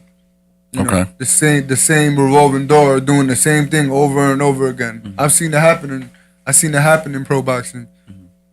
But me beating this kid in the amateurs and beating him the way I did, I actually gained some development in beating him in the amateurs. And I went back into the gym and I made sure that I was perfecting those little things that helped me beat him. Fast forward to me fighting him in the pros, I looked back at how I beat him in the amateurs, and I, you know, pretty much made the development so I could beat him in the pros. You know, he didn't really make that much development, you know, and he was stuck in his ways. I don't know how he made his development. I know he didn't develop, so I went in there and I took advantage of that. Okay. So what you saying, like more of timing and all that? It was more, yeah. So it was like timing. Being aggressive when I needed to, you know, knowing that I was the faster and better timed fighter, you know, because in this sport, it's not about how fast you're throwing punches or how hard you're throwing punches. Because during the fight, when I was watching my fight, I heard the commentators talking about, how he was landing harder shots than me and this and that. But me, I wasn't trying to land hard shots. I was just trying to step on his toes. I was trying to show him that I was the better fighter than he was. I was showing him that I can outwork him and that I can be a better boxer than him. Yeah, we was both in there taking punches though. You know, it's like I said, it's gonna happen, you know. But I made sure that I made my adjustments so I could be able to win the rounds and outwork him because I knew what his capabilities were and I knew what he wasn't capable of. Fighting somebody that you fought in the amateurs multiple times and then in the pros, does ego take over eventually? No. Well, if you allow it to. Oh, yeah. And let me rebuttal what I said before. How I don't watch people's fights. I actually did study my opponent before and lead up to this fight. For the last fight? Yes. Because I wanted to see if he gained any new capabilities, if he gained any new type of development. But I seen he was still the same, and I was like, all right, cool. I know I made my development, and I know what I was going to do.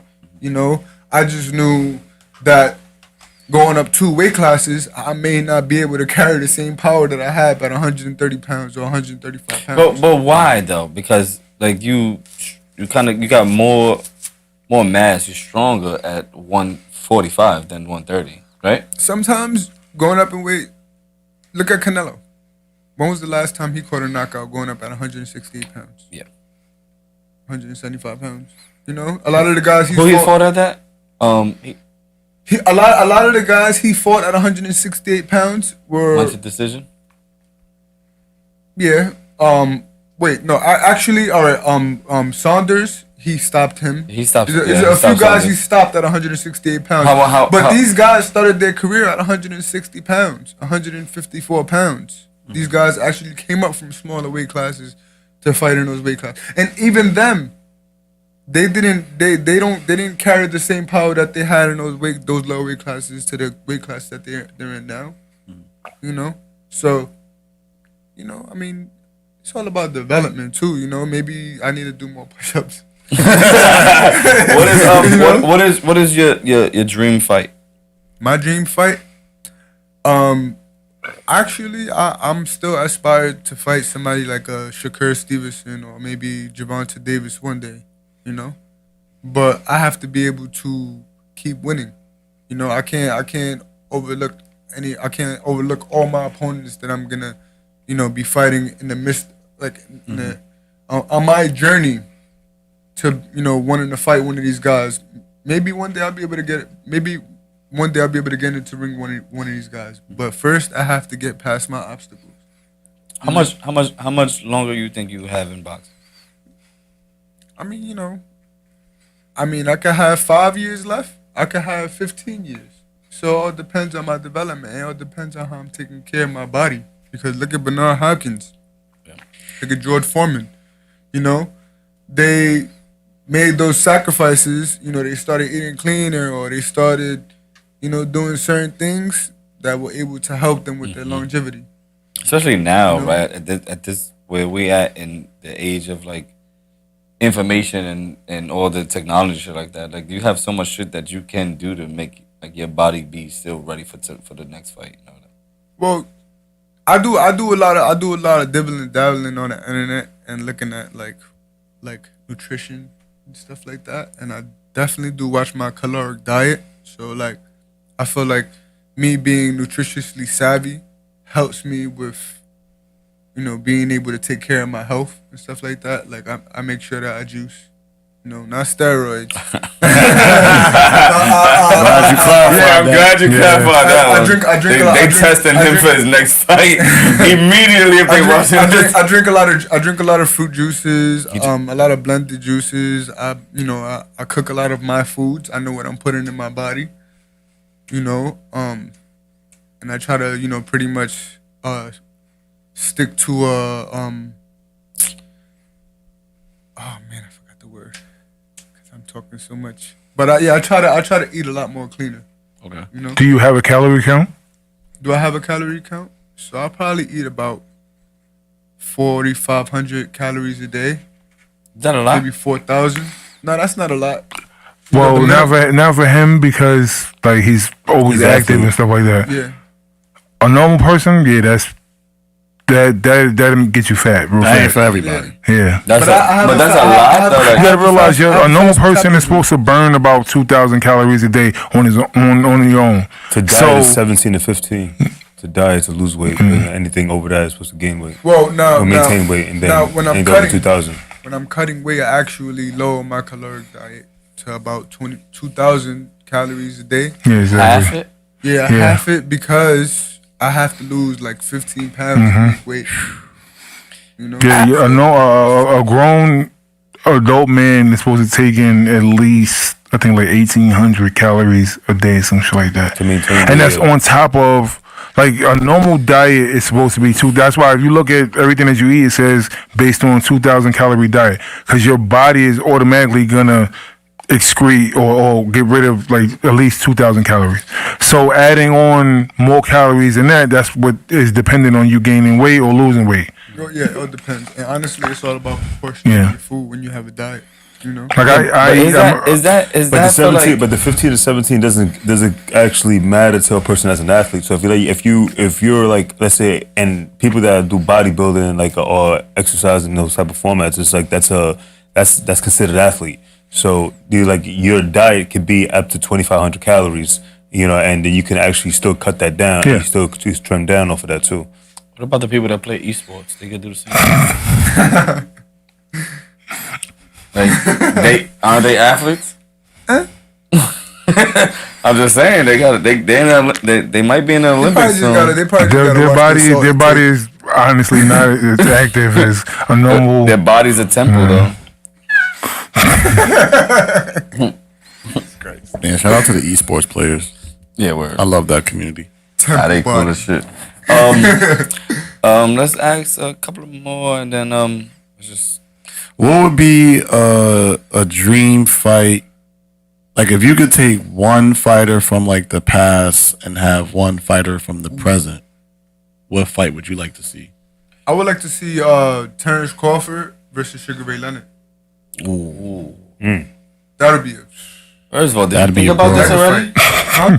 Did you think about this already? That was the most fastest answer ever in the world. That's my aspiring fight right there. Like, I swear, if there's any fight I would love to see, any fighter that I would like, or there's another fight I would actually like to see. Bernard Hopkins versus Canelo Alvarez would have been a good fight.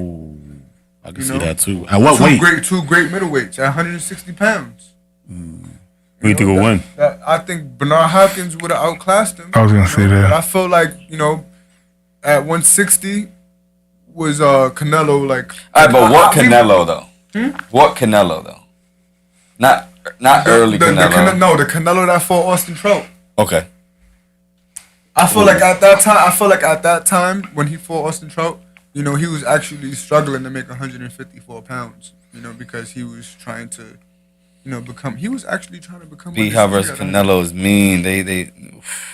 That would be a great. That would have been a great matchup. I feel like you think about these shits for no reason. Well, yeah, I'm a boxing enthusiast. So I may not study my opponents, but I do watch fights. So at 160 they say B-Hop wins. Yeah, B-Hop, Canelo, Crawford, easy. Sugar Ray. Who you got with Crawford and Sugar Ray? Yeah, word. Huh? Who you got, Crawford, Sugar Ray? I got Sugar Ray. Why? I got Sugar Ray Leonard because I feel like he was he could box and he could bang. Yeah, I was gonna say that. Like once he gets on that train, like he almost is unbeatable. Like, he knew how to let his hands go. So I feel like unless Terrence Crawford is a Mayweather and he's defensively sound and catching and shooting and defense to offense, then he's gonna have a long night with Sugar Ray Leonard. Another fight I would actually like to see. I would have loved to see, was like let me see, Jamal. This is more of a thinking fight for me. Like Jamal Charlo versus Lloyd Honeyghan. That would have been a good fight also. Lloyd Honeyghan, he actually fought Marlon Iceman and Stalin.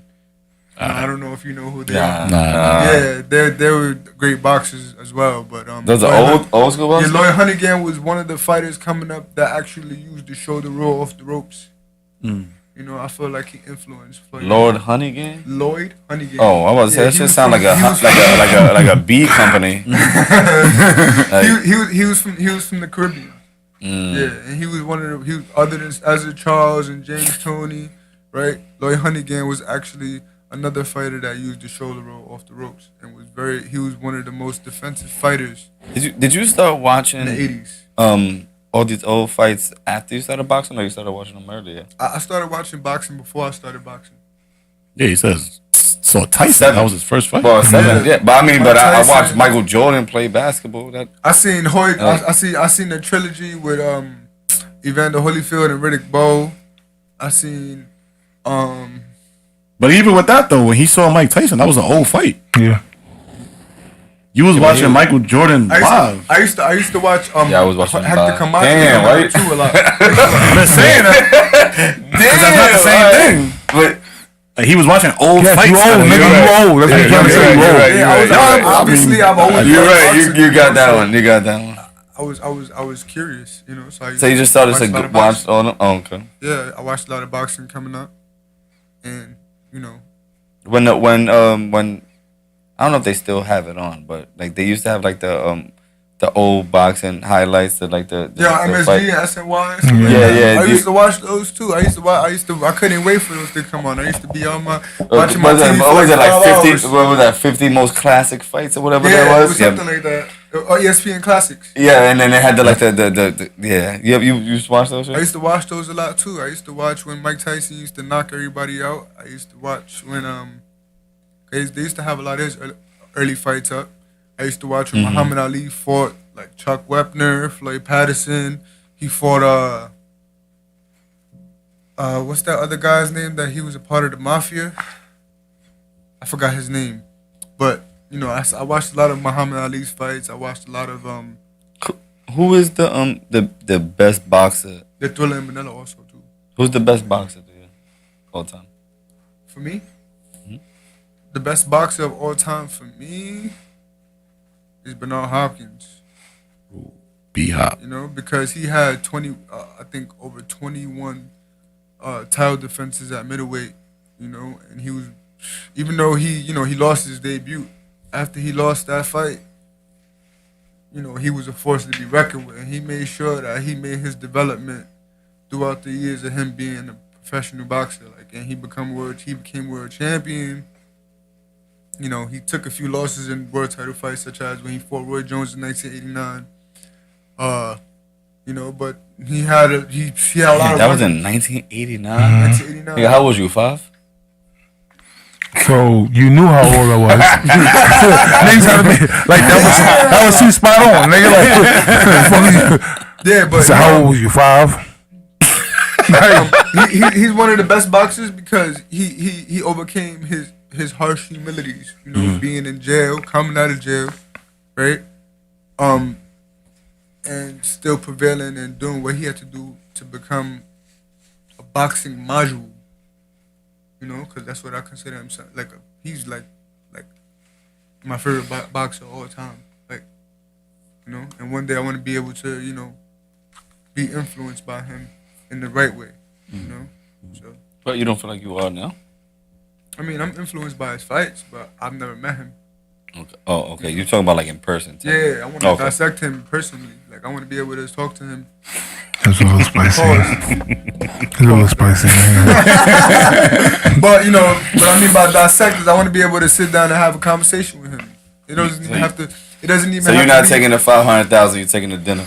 I'm taking the dinner.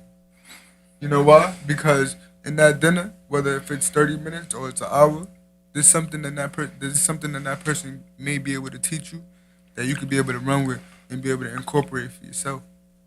But what if you don't learn anything from that conversation? If you don't learn, you done fucked up. But for me, I'm all for. I'm sorry. I'm all for development. So you know, I apply myself, whether it's in conversation or it's in the most physical experience ever.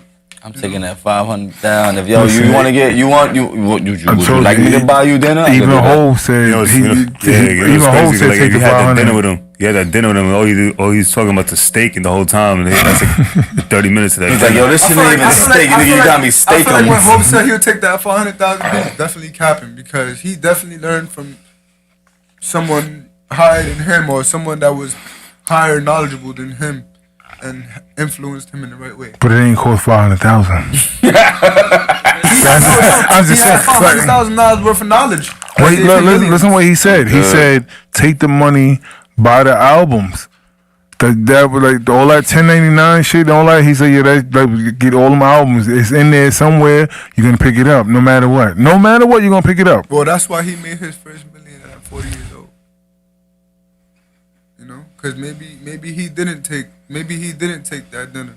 You know, but much respect to him because it's never too late. It's never too late, but he was able to incorporate in the way he wanted to. Mm-hmm. You know, and that, you know, he was able to manifest for himself. Like me, I have my moments where I don't want to learn from people, and I may learn the hard way, and sometimes we have to learn the hard way.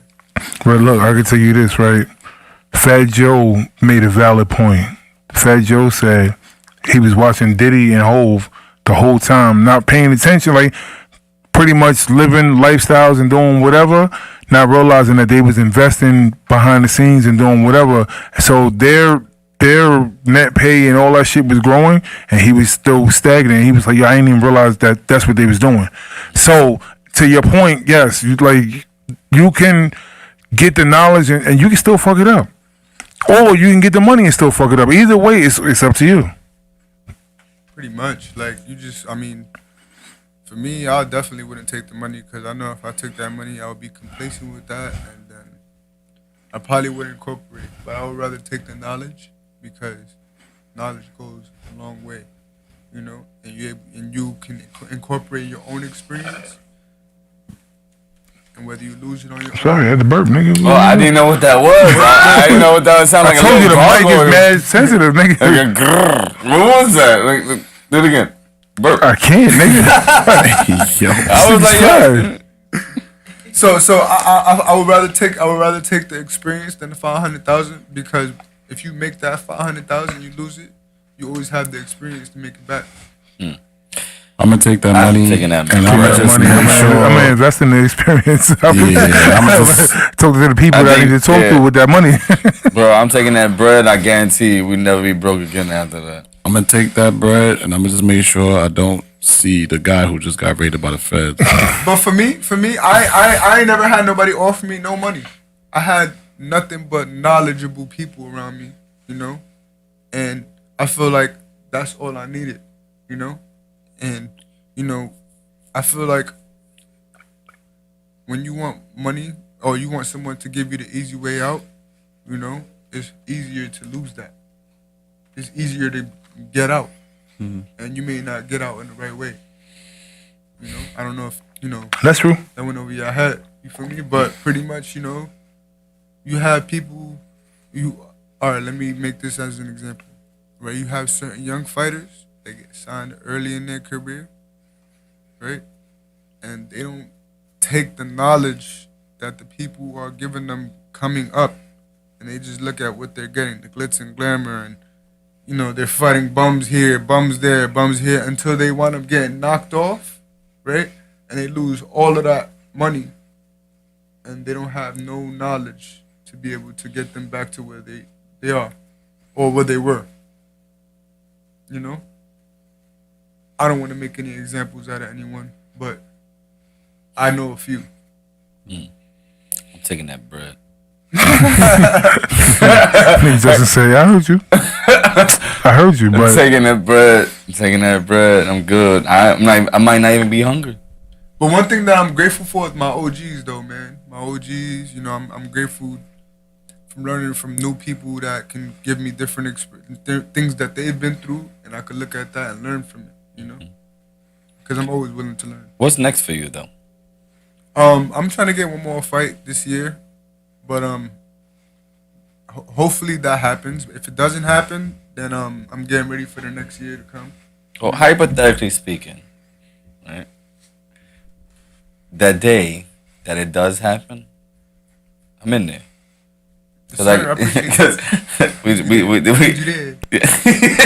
gonna try to be there to make that work. Yeah, we gonna try to make it be there for that. I need the whole 40 Century there, and I need the whole Four Corners boxing. Yeah, and Four Corners. We need to get patches. Yes, sir. Yeah. How many fights are you capable of doing 1 year? 17. I wish. That's crazy.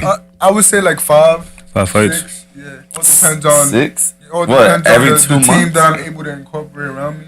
You know, right now, like That- I said, I but don't that's really you have to fighting fight every with 2 the team. months, I don't though. even have a manager. He's not listening. So it's all about who I'm willing, crazy. who is willing to do business with me and allow me to get the opportunity to showcase on their platform.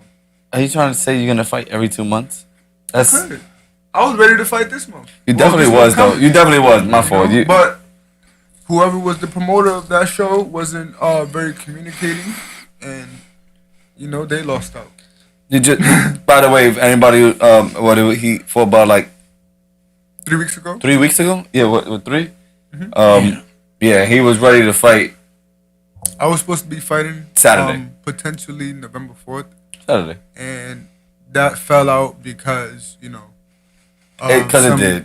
Unfortunate circumstances. But I'm Number healthy. 4th is not Saturday. Next Saturday. Next Saturday. Yeah. Just Saturday? Next Saturday. Say it's us Saturday. I'm asking. But I'm still manifesting. What do we look like, a I'm fucking still manifesting calendar? for the next opportunity. You know, God willing, I could Yes. be fighting. I could be fighting in Times Square. You know, in December. In the same place that I fought last. But if not, like I said, I'm manifesting for the next year to come, and hopefully I should be back in the ring in January, February. You know, I'm in the gym every You're pushing day. for December. I'm pushing for December.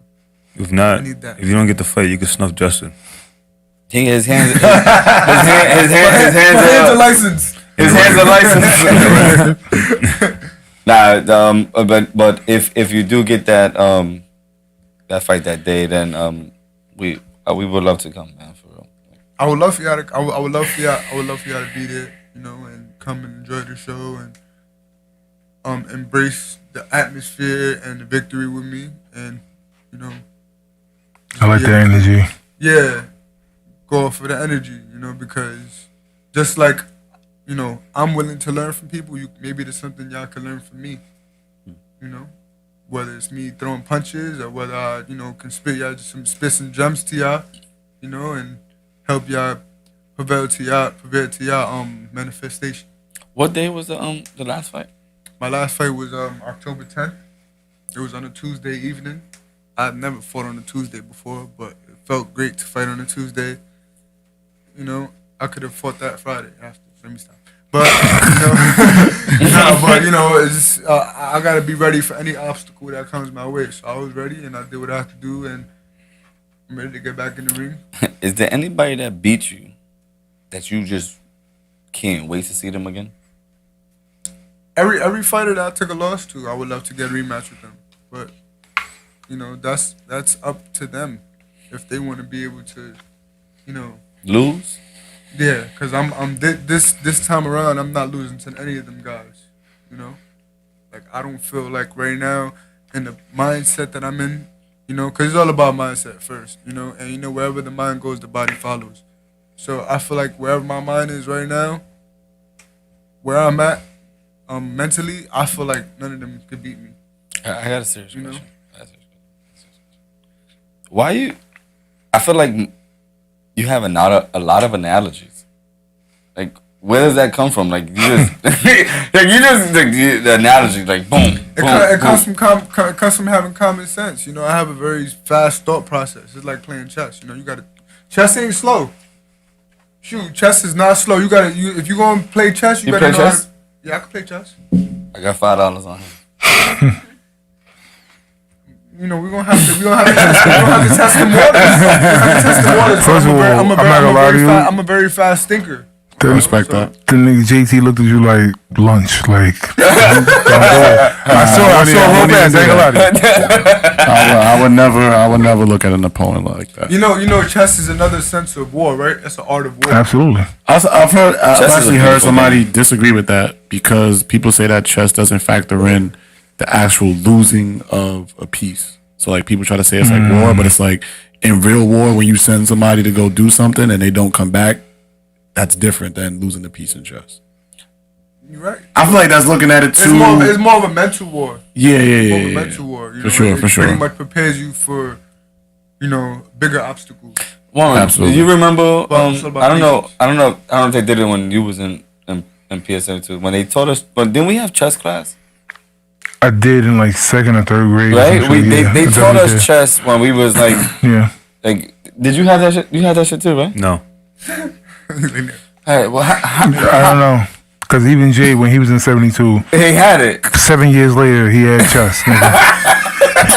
I've never heard of the chess class. No, they made us take chess. They made us do chess. Yeah, we was doing chess. No, in our school, they made us do chess. In our school, we had chess. Yeah, I had chess class. I didn't have chess class. What grade was this? You know, listen. If you didn't have, I said second or third grade. I said that, right? If you didn't have I said second or third, right? Right? That was like, if you didn't have music or gym class, right? They had curriculars. They had chess. Like, yeah, they had chess. They actually did, but it didn't go on for like the whole school year. Now we had it for a while. No, it wasn't the whole school year. You're right about that. But we had it for but we had it for a long time. But he's right also with that because I took music and fucking and gym. No, the it was music and we had the recorder. You did the recorder? I did that too. No, nigga, I used to play the saxophone. No bullshit. Don't ask me to do it now. I don't know, but I definitely played the saxophone, alto saxophone. That's fine. Yo, we should all learn how to play an instrument again. Yeah, I got a guitar. I got a guitar. You're doing a lot now. What's wrong with that? There's nothing wrong with it, but saxophone. Half the time I can't make it here. But now you want me to? I mean, you can just take the instrument with you. Yeah, you can do it in the crib. Play the saxophone. So y'all forgot about the conversation about TT earlier before. You can learn too. I had to learn with you. Anyway, saxophone. TT playing the saxophone with the glasses from Proud Family. She had the dog glasses. Yo, you gotta stop this shit here. You didn't watch nothing, nigga. We know. You don't have to say that no more. You no longer have to say that. You remember when Penny Proud? She was in there. She had the dog ass glasses. I don't think I seen that. They was in their jazz mode. They was yeah. I can see her learning the violin though. She like a violin. Who, TT? Yeah. Hell no. She like. No. That shit would be so bad. It's too much focus. Drums. TT gotta play the drums. That's what we gotta say. Messy.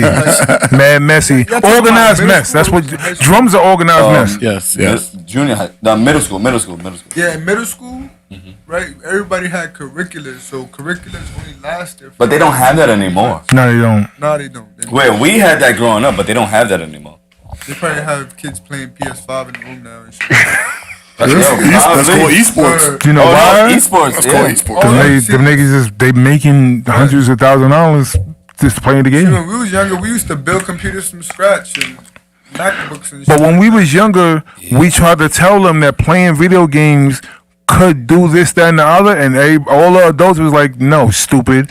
Go to school, do this, that, and the other." And now they're making money over playing video games, and we're looking at them like, "We tried to tell y'all, stupid." Like could have been us. Yeah, could have been us. Could have never been me though, because I can never play. No, it wasn't me. I was outside. Yeah. Like, I was definitely outside. Yeah. I was a huge gamer when I was. Nah, it could have never been me. I played games, but I played games outside. Like, and that was way more fun. Way more fun. Not being in the crib was way more fun. My punishment was staying in the house. Yo. Mom was like, "You can't go nowhere. My life was over." I'm like, "No." Oh, what do you mean? When my life was over, I used to just be like, "Yo, Zay, ask her. She's not gonna say no to you." Absolutely. And then it's over. Nah, I ain't gonna lie to you. I took out the garbage for 4 hours. What the fuck are you talking about? That was the way out. I took the garbage. I got it. Don't even touch it. What you talking about? Too. Pause. Take the garbage out and go to the store at the same time. It's over. That's 5 hours. That's 5 hours. You come back with one thing from the store. She's like, "What took you so?" Yo, it was mad people outside, B. Mad people. They wouldn't even let me back in the building. So I got another question for you. You've done podcasts before? I've done podcasts with obviously Four Corners and y'all, and I did a few interviews on podcasts with the Boxing Boys, and a few other boxing podcasts. But other than boxing podcasts, no. How you feel about this? I love it, man. I love that. Yeah, y'all always talking about productive things and talk about things that pretty much can enlighten your mind. Like. So we got a little bit more. Let's get to the host shit. Things and you make new friends. Nah, I'm joking. Let's get to the host shit now. We still got a little bit more time. You never know what ideas you could come up with. But most importantly, I I'm grateful for the opportunity to be able to talk to you guys because y'all seem like y'all have great, sense of just talking and being able to incorporate things and camaraderie. Camaraderie, there you go. Yeah. I know words. Round of applause for that. I ain't say shit. Like, why you looking at me? Like, I know you. You my nephew, Matter of nigga. fact, yo, shut the. Alright, listen, we and this shit. Don't start that shit. You already know. Let's give you the floor. Like, ask us some questions. Let's see what you want to know. I wanted to know like what made y'all want to go into being podcast hosts and stuff like that. Like what inspired y'all? I answer all the time. Nigga Justin was bored. Nah, I'm joking. That's true though. That's really true. Tell him the story. No, I say it all the time. You go. Like what's pretty much the basis of you guys incorporation? Like what do y'all love about being podcasts? What do I love about this? Yeah. Hearing stories like your shit. Really. Bringing people on, like I can sit down and talk to my friends all day. Like we was me, Kevin, and my cousin was in the crib, just talking about mad shit all day. That it could be like that. Like we could do that. That's it. But like when somebody like you comes on, or we have other people that sit down and come here and tell their story and shit like that, I actually really like that. That's something that I cherish. I like the controversy. You know me. I'm on timing. I'm on time, and I talk about relationship shit, and that shit gets everybody mad. No matter what, men, women, is gonna start the conversation, and I actually like to provoke that conversation because I feel like we all fall apart, and we're not addressing it. We just keep saying niggas ain't shit, bitches ain't shit, and it's like, so how we gonna fix it? Boats and hoes. This is my first time, obviously, being on your podcast, but I obviously know y'all have like a lot, way more that I talk about on here, more things that I talk about on here. But like, truthfully honest, I didn't even know that we was on for 2 hours. Like I looked at it right now. Yeah, I didn't even know it right now. Like we've been on for 2 hours, and I didn't even notice it because it was a very great conversation. You know what I'm saying? Like that's what brings it all together when there's no like awkwardness and everybody you having a great point and everybody's asking questions and stuff like that. Like these 2 hours flew by. I appreciate y'all having me on here, man. I give this show 2 thumbs up. You know, shout out to appreciate 40 Central, man. Y'all. I was just rotten apples right there. Okay. No, what did your brother do when we was in the car? He'll build the Blasio over here. He said, "Y'all see y'all later." He said, he said, call it that. Kev looked at each other like, "What the fuck this nigga just did?" He said, "You take it easy." Nah, it was just honestly. I think that's really your brother though. Great opportunity to be able to I remember. share my story with you guys. Appreciate that. It was a snap for me though. I'm gonna make sure that I tune in every week and you always welcome to pull up. Exactly. So I can be able to have some feedback for you guys. You know? Yes, sir. Sure. I know you guys have a great sense of incorporation and absolutely like you said, camaraderie. You know, and y'all have great head on your shoulders also. You know, so I appreciate. You got a question? Oh, I appreciate y'all for having me. No doubt. Do you have any other questions? Nah, I'm sorry. We looked at you and shit. Juan, we definitely talk about this shit though real quick. I just want to thank y'all for the opportunity for having me. Anytime, bro. Absolutely. Anytime. I'm sorry that we didn't happen last week. You know, I told you we everything happened last week, whatever like that. But it should have been sooner. You know it's fine. Hopefully, I could be able to come back on. Come back whenever you want. Talk about other sports with y'all because, like I said before, I'm a sports. Next time you come back. Thursdays. Next time you come back, the people gonna know who you are. The people that watch already gonna know who you are, and then we just come in and we just talk and have fun about whatever shit we talking about. Like that's what will happen next time. This time, we usually do an hour about the person, but we just kept on going. Nah, it's cool. We was having fun, man. Yeah.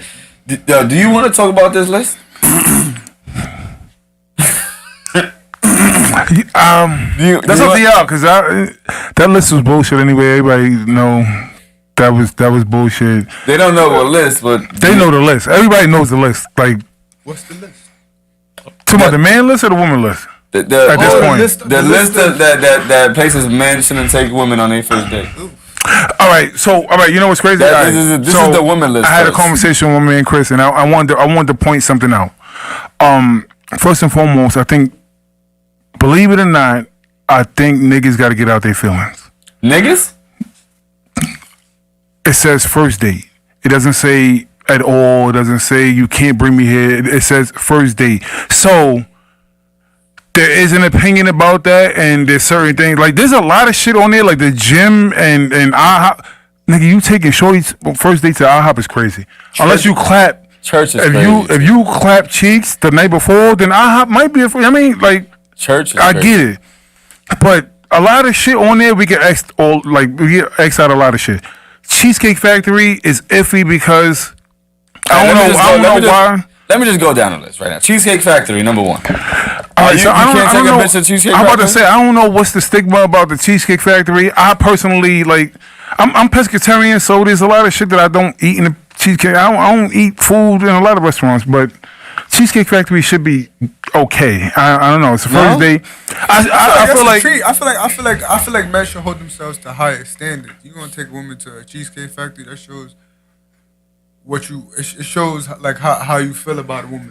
Nah, you know what's crazy? Yeah. All right, so watch this. So to that point, watch this. To that point, so I'm supposed to go out there and spend $600, $700, $800 on the first date. I don't even know you, shorty. Honestly, no. It's the thought that counts. Cheesecake Factory is a thought. You know what I think the stigma is? I thought about going to the Cheesecake Factory. You know what I think the stigma is? That you go into a franchise. You know what I'm saying? So you're going to like a chain franchise. So I'm glad you said that, right? That's what it is. You know why? But because that's what it is. That shit also said coffee dates, and the coffee date actually you can get to know somebody on a coffee date. Wait. I'm glad you said that because the first 1, 2, 3, 4, 5 franchises. It's all franchises. Cheesecake Factory, Applebee's, Chili, Chipotle, Olive Garden. I think pack the Olive Garden up. I'm not gonna lie to you. They got a limited pack that shit up. I don't give a fuck. Pack that shit the fuck up. Applebee's is hood if you're trying to get 2 for $20. Like, don't do that, bro. Like 2 for $20, and they got the $1 margaritas right now. Yeah, that's what I'm saying. Don't you can't do shit like that. That's crazy. Let me see. On that list, they got a buffet. What's wrong with a buffet? I'm not gonna lie to you. I'm in the gym. The gym. So I can't have you in a buffet. Like we working backwards. I'm not gonna lie to you. I think, like I said, I think it's just they have a stigma for like the the funny shit is for the franchises. That's why I say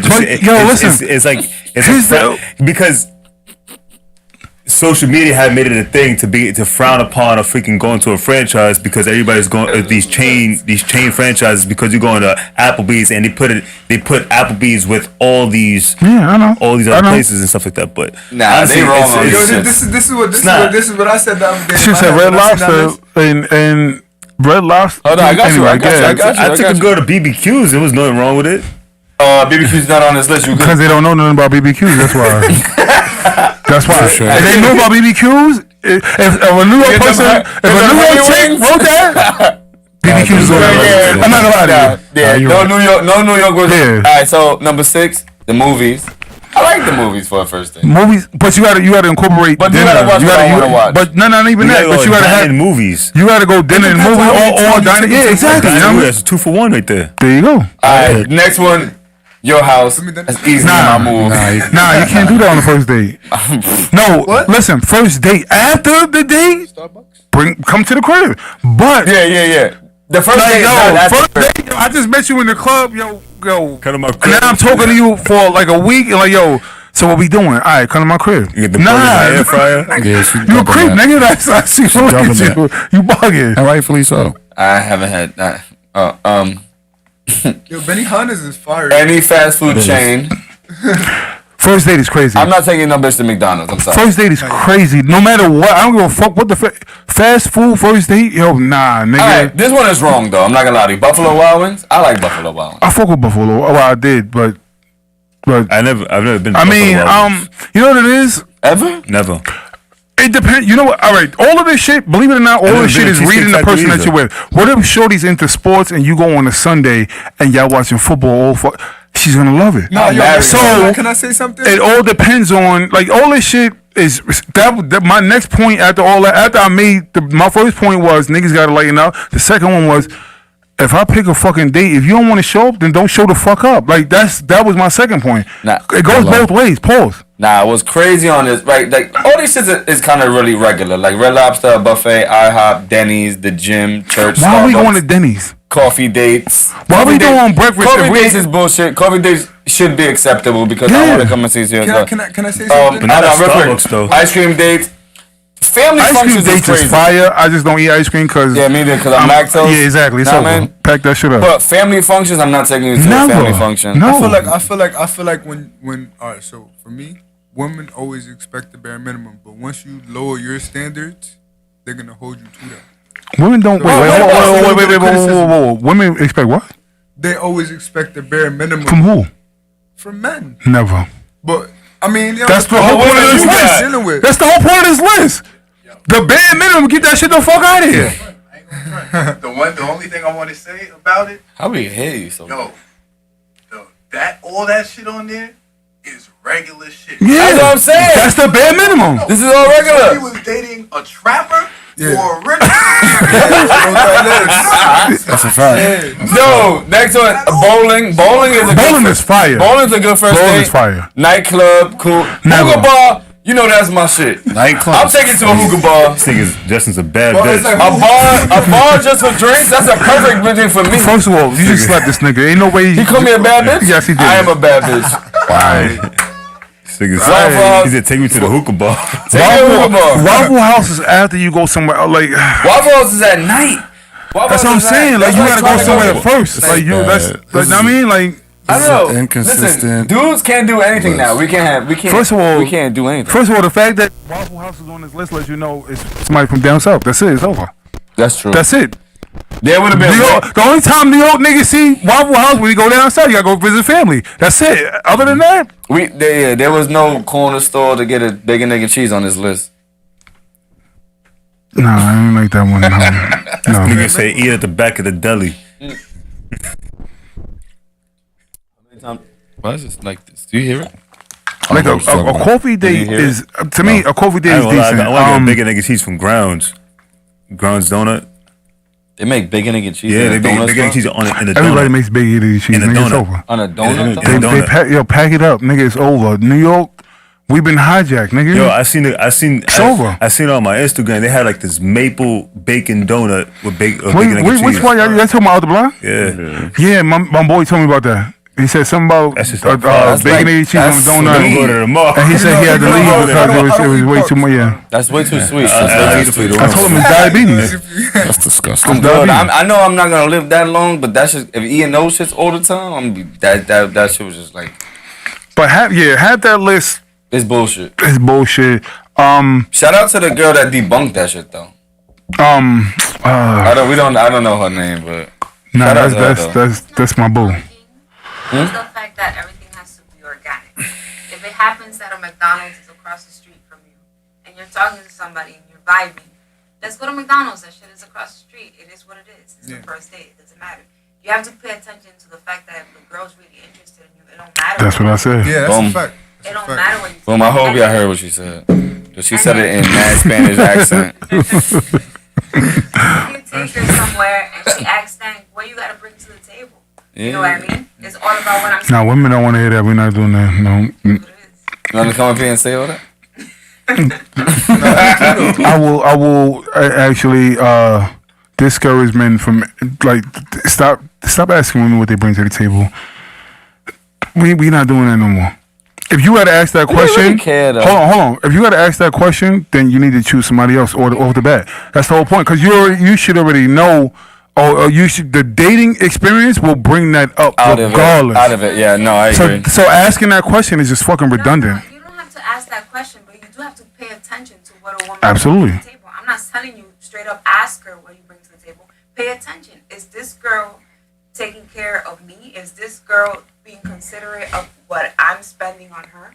is this girl. You're talking about in a relationship. In the first date, you can tell already. I'm not gonna know that from a first date. If let's say you're in an area where there's something, a cafe happens to be across the street. You're like, oh, let's go to this cafe. Yeah, but I can't know if you're gonna take care of me for the rest of my life. The only cafe I would go for a first date is a Starbucks Reserve. I got a question since we talking about first dates. What questions do you ask on a first date? You ever been to a Starbucks Reserve? No. I'm talking about two different things. You should ask no questions on the first date. Why not? I mean, unless What are you dating for? I mean, unless you're trying to have a long-term relationship with that person. What are you dating for? That's what I'm saying. So if you're dating for purpose, then you should be asking certain questions. And I feel like certain people, not men, not women, both. But we're not having these conversations, and we're getting 6 months in and don't know shit about nothing. But listen, real shit though. How heavy do you go first date question, right? Because you could go, hey, what's your favorite color? You go the regular route, right? Or do you go to, do you want kids? I'm not gonna lie to you. You get what I'm saying? Like, things that they may feel I'm not gonna lie to you. I don't know nobody's favorite color. I'm not gonna lie to you. I'm not. That's not my question. That's not my question. Kids? That's a question for me. Mine too. Like basically, where do you see yourself as far as relationship wise? Like what do you see yourself, or where do you see yourself in relationships? Do you like open relationships? Do you like monogamy? If you like those, that's a question that you asked. Yeah, absolutely. Oh, okay. You have to ask those questions. Everybody should ask those questions. You know why? Because we live in a world where nothing is clear anymore. So if you don't mention it, people will just sit there and use that against you and go, "Well, you ain't say shit." So no, I agree. That's life. Like real shit. I just think that there's maybe 2-3 dates and like you start like the first date. I actually either I want to get to know you, but I also just want to enjoy my time. So at the same time, right? Mm-hmm. You're trying to enjoy your time, but are you wasting time if you don't ask certain questions from the jump? Maybe, and I'm not disagreeing with that. But what I'm saying is like, while I'm saying it's vibing with you, like, because at this point in time, I'm only saying today. I don't know what tomorrow brings. I don't want any more kids. Right. Okay. So if I don't want to sit down and have that conversation right now. Why not? You should get that. You know what? The reason why you should get it out of the way, because she might already have that in her mind. No. I'm talking about like on the first time. She might already have that on her mind. First link up, I'm just chilling. She might, but listen, she might. So you got to realize. But that's what I'm saying. This is what I'm saying. If I tell you this right now, I don't want no kids today. We can pack this shit up if you don't want no kids, right? No. I get that. I'm not. You want to have fun. I'm not disagreeing with that. But what I'm saying is that does not mean that I'm not gonna think about it. Yes, after this. Like if we talk or whatever like that, there might be a possibility that I still want it. So which one is it? Because now you sound like you on the fence. So don't say you don't want no kids. You on the fence. No. I've always said on this podcast that my biggest fear is a woman with no kids that would come into my life, because I feel like I gotta give you something. Okay. If we're gonna be together, whatever, I don't want it anymore, but I will give you that, because I feel like if that's gonna be us. So why would you date her? Because she probably look good as shit. So then you wasting her time. I'm not wasting her time. I'll do it. I will still do it. I will still sacrifice. I will do it. I don't want to, but I'll do it. That doesn't make no sense. How? It don't make no sense. I'll do it. But I don't want if you know what it is. All right, so watch this, right? What I learned, I have a lot of female friends, and what I learned is that not having these kind of conversations, we keep stripping women of their right and their opportunity to make a decision. So when you don't have these conversations up front, they think you might be on board with what they want. Nah, you just be honest and tell them you're not on board. No, but you're not having a conversation. If the conversation, that's the whole point. So like, the conversation, the point he's trying to make is the argument pops up when you wait that long. Exactly. No, I'm not saying wait long. I'm just saying as a first date. Absolutely. One thing you want to know on the first date. I know I'm probably younger than everybody. You got STD. Well, of course. I mean, of course, you want to try to figure something like that out. But how does she love her mother? How does she love her mother, and how does she love her parents? Actually, I really don't give a fuck if she loves her mom or not. That's crazy. But But what if her mother did some wild shit? And, You know what I'm saying? Like, I don't give a fuck who you love. Figure that Yeah. out, but I ain't gonna. It is crazy to hear that. Niggas say I don't give a fuck about none of that shit. Sometimes they'll tell you one side and then. But I will tell you this, like when it comes to I family, had women that didn't love their mother, and I made her mother cool after that. Like we was chilling. Like now you Rick Ross.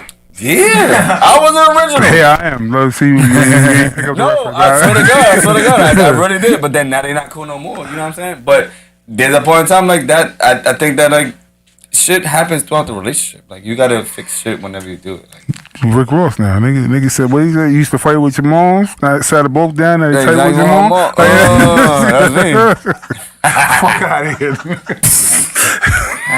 I'm saying that's real. That's real. The longer you wait when you having these conversations, if you haven't made up in your mind what you want, the longer you wait to have these conversations, you basically hinder the person from making a decision to deal with you. Okay, so let me ask you a question though. Like, all right, before you go on this date, right?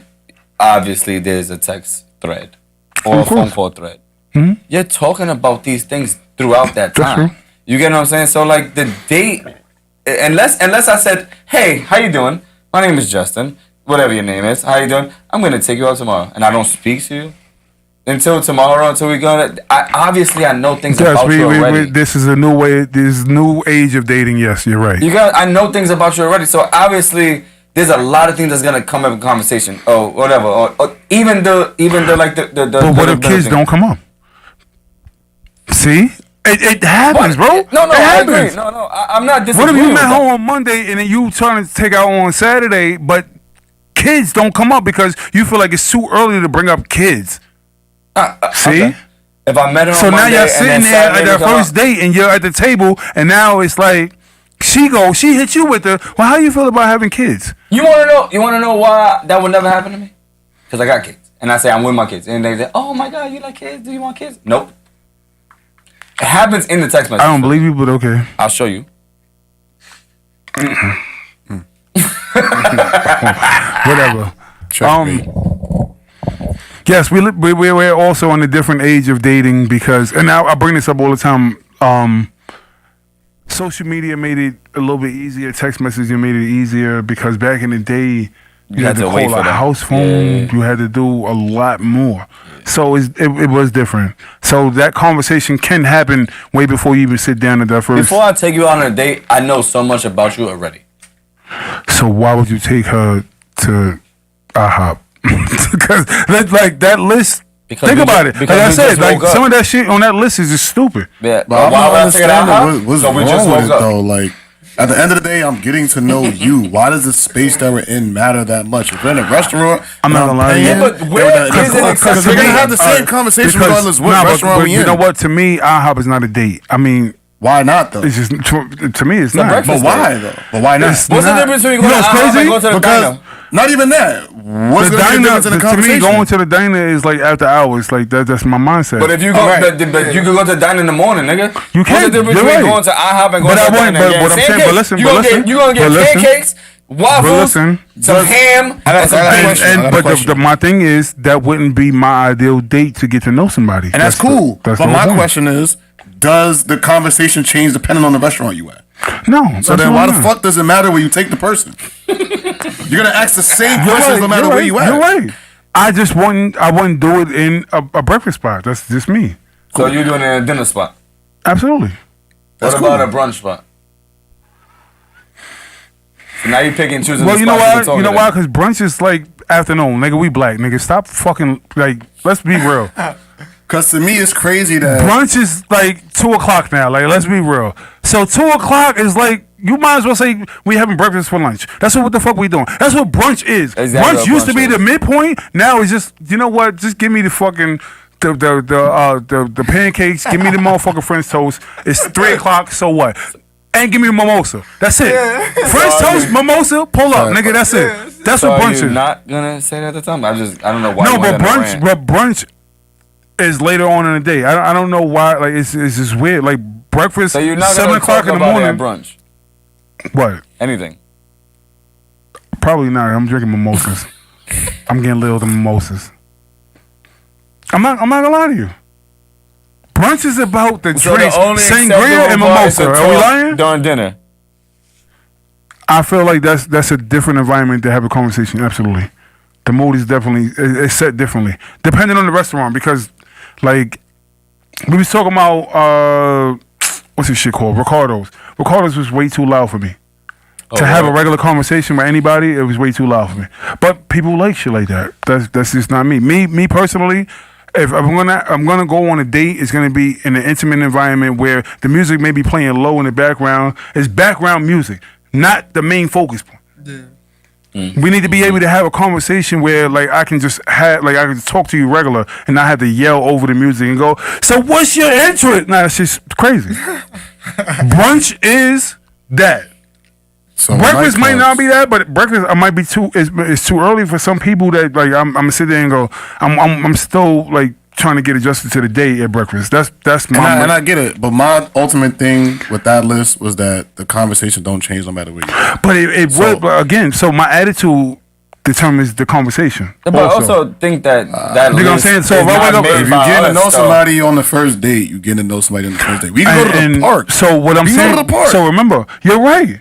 Take a walk. So my thing is this: what did I say? I said there was two parts. The first one was men have to lighten up because they were mentioned in first dates, and I said the second part is if I pick the date, if you don't want to go, don't show the fuck up. It's over. But wait. Like, that's it. We don't have to argue about it. We don't have to do nothing. Men didn't make this stuff. No, but what I'm saying is, no matter what she said, if you're waiting for me to pick the date, I'm gonna pick the date, and if you don't want to show up, copy, cool. That's it. I don't have to deal with you. That's a fact. That's it.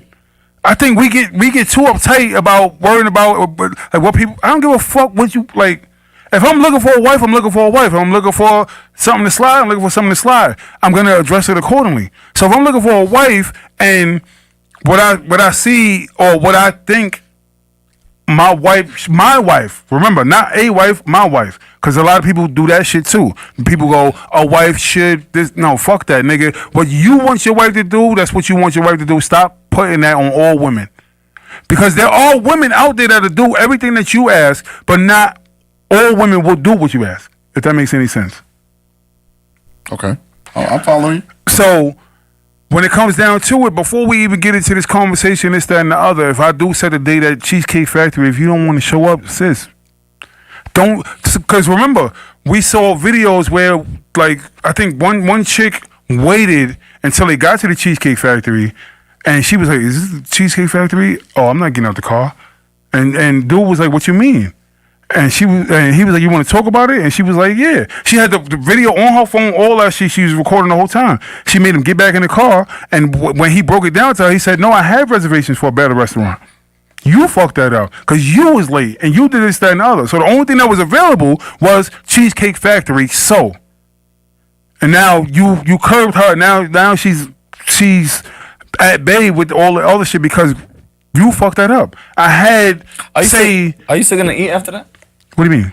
After she did all that, are you still gonna take her to eat? I probably would. If I'm hungry, I probably would, but you won't see me after that. You fucked my shit up. It's over. But what you're saying is not the issue that people are having. I'm gonna reschedule. I'm gonna reschedule. You missed the appointment, so we ain't making no date. That's how I feel like. Dub City. I'm by myself, girl. Okay. But I feel like what you're saying about the list is not the issue that people are having, though. Like, yeah, of course, if you're not gonna show up, if you don't want to go there, don't show up. I think most people would agree with that. But I think the issue that people are having is the fact that whoever put this together, whether it's a man or a woman, because I don't think just because people say it came from women, that doesn't make it true. So it could have been a bunch of men that drafted this shit. But whatever. The issue is, I think people feel like, why do you feel like you're too good for a date anything at these at the Cheesecake Factory, for a date at Applebee's? Like, who the fuck are you? And I feel like the issue is, once we started getting access to celebrity lives and lifestyles, people think that just applies to everybody, and to me, that's the crux of the problem. Honestly, I don't agree with that. What I think is, you like what you like, you don't what you don't, and if you like, I didn't think it needed to be a social media post. If you don't want to go to Cheesecake Factory, cool. That's why I set the date. If you didn't like it, copy. We can move forward. Like, we can move past all of this. I can go my way. This, that, and that. It didn't have to be a post where women made it seem like niggas is bums for taking you here. Yeah, that's That's the problem. But also, That's the problem. again, what the post was, again, half of that list, I felt she was right on.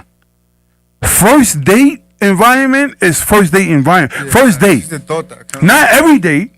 First date, because once you start dating and stuff like that, yes, maybe McDonald's on a regular Wednesday, just because you was at work and I just pulled up and McDonald's is across the street from your job. Yo, listen, I got 20 minutes. I'm gonna pull up real quick. That's different. First date environment, crazy. See what I'm saying? Denny's to me, first date environment, crazy.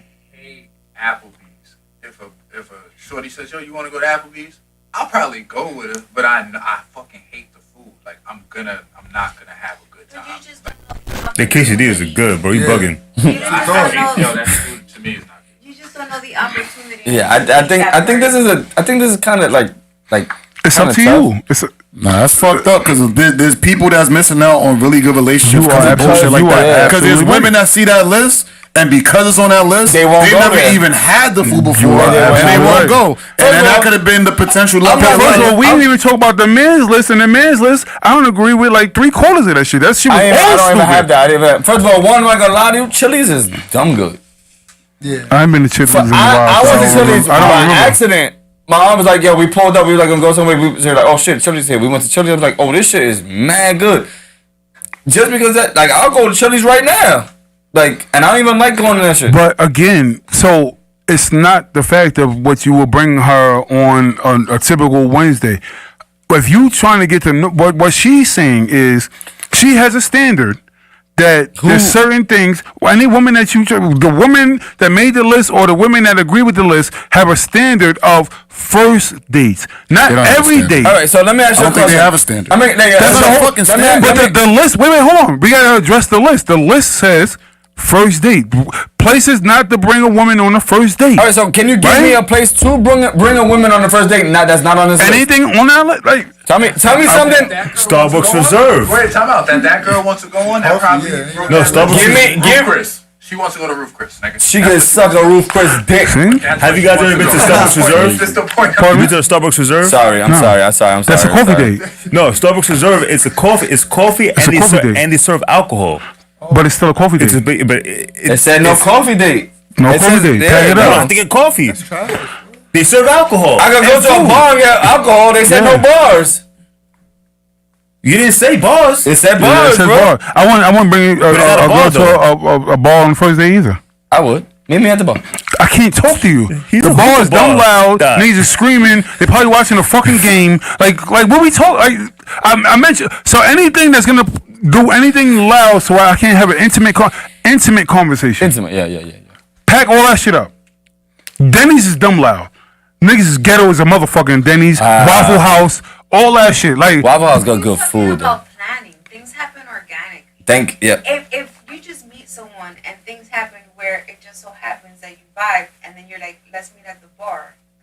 that's different. That's not a first. But that's not considered a first date. That could be a first date. So, no, so that could definitely to be me, a first date. So y'all are saying that could be a first date. To me, a first date is I met you somewhere.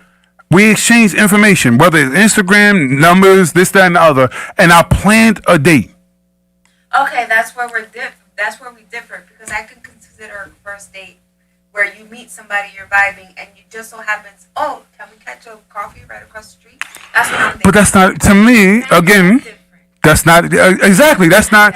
That's But not this to is me. my That's thing. like an extension of what's already happening. But this is my thing, right? But this is my thing, right? With everything that was on that list, what is acceptable at this point in time? Where can you take somebody? Madison Square Garden. Other restaurants. There's plenty of other restaurants. I know, but so if you want me to spend At this point, Take it to an Otero match. Yeah. All right. So if you remember, so watch this.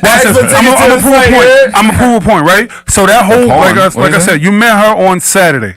right? Y'all was in the spot. You was in a hookah spot. You was in a bar. You was anywhere. You got her number, and from Saturday up until Friday, y'all was talking. Which means you should have been getting to know her. a lot about you by that time. Know what she would like to go out on a date or not, right? Okay. So if she's into sports, then a sports date might work for her. So this list is for that's for chicks that ain't into shit. That's what I'm trying to say. I know, but I mentioned that. And then that's when you were like, oh, I don't want to have this conversation about what you bring to the table, because if you don't bring humbleness to the table, then I don't have nothing to speak to you. But now watch this, right? So if you went to sports, right? All week long, I've been talking to you. You talking about football, right? And I brought you to a restaurant, Buffalo Wild Wings. I can't have an intimate conversation because everybody is screaming. See what I'm saying? Nah. That's my point. Though. Not all the time. Nigga, it's all the games is on Buffalo Wild Wings. Yeah, but now the whole wall is full of TVs. Niggas are screaming the whole time. Yeah, it's not all the time. Wait, am I lying? Yeah, nah. I went to Buffalo Wild Wings. Come on, y'all gotta stop this. Like, if you go during regular date hours, like unless you go like in the morning or when it's first like open, then yeah. Other than that, after 1 o'clock, nigga, they screaming. Nigga, that's what they doing. Because whatever games is on, the 1 o'clock games is at least like 8 fucking 1 o'clock games on. You talking about Sunday? I said Sunday. What are we going to Saturday? It's still gonna be lit. It's college sports, NBA. But it's not, I've been to Buffalo Wild Wings and I've really had fucking a conversation. I can tell you flat out, right? If you're a girl or a woman that's into, say, sports and shit like that, I can recommend a day. Like I could go, let's go to Sky Zone. She might really fuck with that. While we jumping on the trampoline, I could be asking you questions. They ain't yelling. That's crazy. You gonna be breathing sweating crazy. You gonna be breathing like you're breathing like 40 minutes. That's crazy. Once you're done with this, you sit on the side, y'all have that conversation, you go to the joust and shit. And fuck with that. Unless you catch a cramp. You want to joust? She's already into sports. What are you talking about? Nobody said she's into jousting. This is not the fucking. Yo, my nigga, have you been to Sky Zone? Nah, I don't you like out of Sky shape Zone. ass. Exactly, nigga. Shut the fuck up. He don't even know what he's talking about. I don't like Sky Zone. Exactly. My knees. You hurt, out of bro. shape, nigga. You're right. Yeah, get out of this conversation. You're absolutely right about that. And so, she be like, you know what? That was interesting because I never would have thought that Sky Zone. But guess what? Sky Zone is not on that fucking list, is it? Because they're not even. Exactly, because you're not there. Again, when you get into the woman that you're talking to, she might actually dig that. I know, no funny shit though. Did you see that shit on Instagram where it was like, I met this dude on Tinder and he took me to the this shit with the bouncy houses and he was just running around and all that shit. Nah, I ain't see that. That shit look fun as shit. It probably was, but he left her. I bet you. Nah, he was just running around. Yeah, exactly. He left her. Climbing up and all that shit. The whole point is to spend the time. Like you get to that point, you spend the time in there, and then she like, oh, now you know what? That was different. This, that, and the other. Now you move on from there. I think that you can be creative. Yes, I think you can be creative. But I also think that you cannot just be like, yo, there's all these places you cannot go to. I'm sorry. But we just named 2 places that had nothing to do with none of the shit on the list. What about the zoo? I don't like the zoo. I'm not gonna lie to you. I had a bad experience. Not even a bad experience. I just looked at the animals and it was like, yo, they ain't supposed to be here. Yo, I can't do it. I can't do it, yo. Yo, these niggas. Go to the freaking zoo on mushrooms. I'll tell you that, because you're gonna get that feel. I ain't even eat. Yo, I went to the Bronx Zoo last year. The gorillas was like, y'all here again? Y'all here again? Nigga, we still here. Yes, we here. Yeah. Everybody was excited. I'm like, yo, can we go? Like, I can't do this. The lion just yawned like, I'm tired of doing this for y'all. Like, can y'all leave now? You went on a Wednesday? No. Damn, you trying to say you going when it's free? I went on, first of all, I went with TT's school. I don't know what day it was. Mm-hmm. All right, listen, we out of here though. It is 12:27. You got a chaperone the dance tomorrow? No, but I'm gonna stop by to show some support for a little while. Okay. All right, man. I want to thank you for showing up. Appreciate you for having me. You're more than welcome to come and chop it up with us whenever you want. Hello, let's do it. Whenever you want to, like, hit me up. If you're free on a Thursday, hit us up and let's just pull up over here. If we don't got nobody, you're more than welcome to just come and sit down, take a seat, and let's have a great conversation. I got you. We owe you just one of these conversations we had. Though. Yeah. Like we owe that to you. Yeah, I wasn't even trying to cut you off. Nah. We owe you one of those. So when you get a chance and when we have nobody here, come back and talk to us about whatever's happening that week, and we could just do anything like that, man. Appreciate you for coming again. Thank you. Kev, what you got to say? It's fucking freezing in here. Is it? It got cold for a second. Sweating. I'm It's freezing. I got cold like 10 minutes ago. I don't know why. Juan, what you gotta say? I ain't got nothing to say. Fuck you. Nah, we ain't where we want to be, but thank God we ain't where we used to be. Freezing. It was perfect. It was you threw the alley off the backboard, my nigga. I had to dunk it. Yo, you good? No, he's talking to you. Oh, yeah, I'm straight. That's something I had to say. Oh yeah, I'm straight. I guess a shout out time. Shout outs. Shout out to whoever created the first button on the pants. There you go. Ooh, shout out to the person that made the little pocket pants. That little piece on the pocket in the pants. Shout out to What's whoever. that for? That's for a pocket watch or some shit like that. Oh yeah, because he used to have the circle watches. Man, shout out to 40 Central. Let's go! Let's go. Shout out to sommeliers that don't do their job.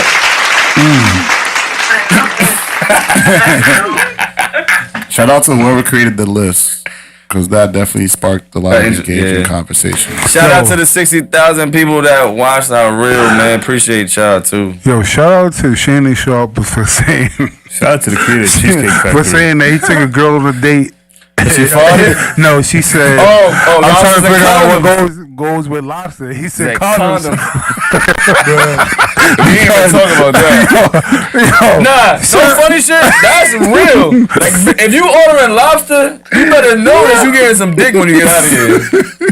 Like that was shout out to Shannon Sharp for that shit. That shit was, and then.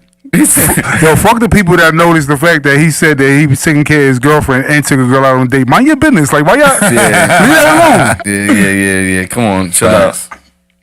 What else? More shout outs to what? Shout out to Cole for his birthday again. Shout out Cole. Birthday party this Sunday, man. Y'all want to if y'all want to send my son a gift, let me know. Help me.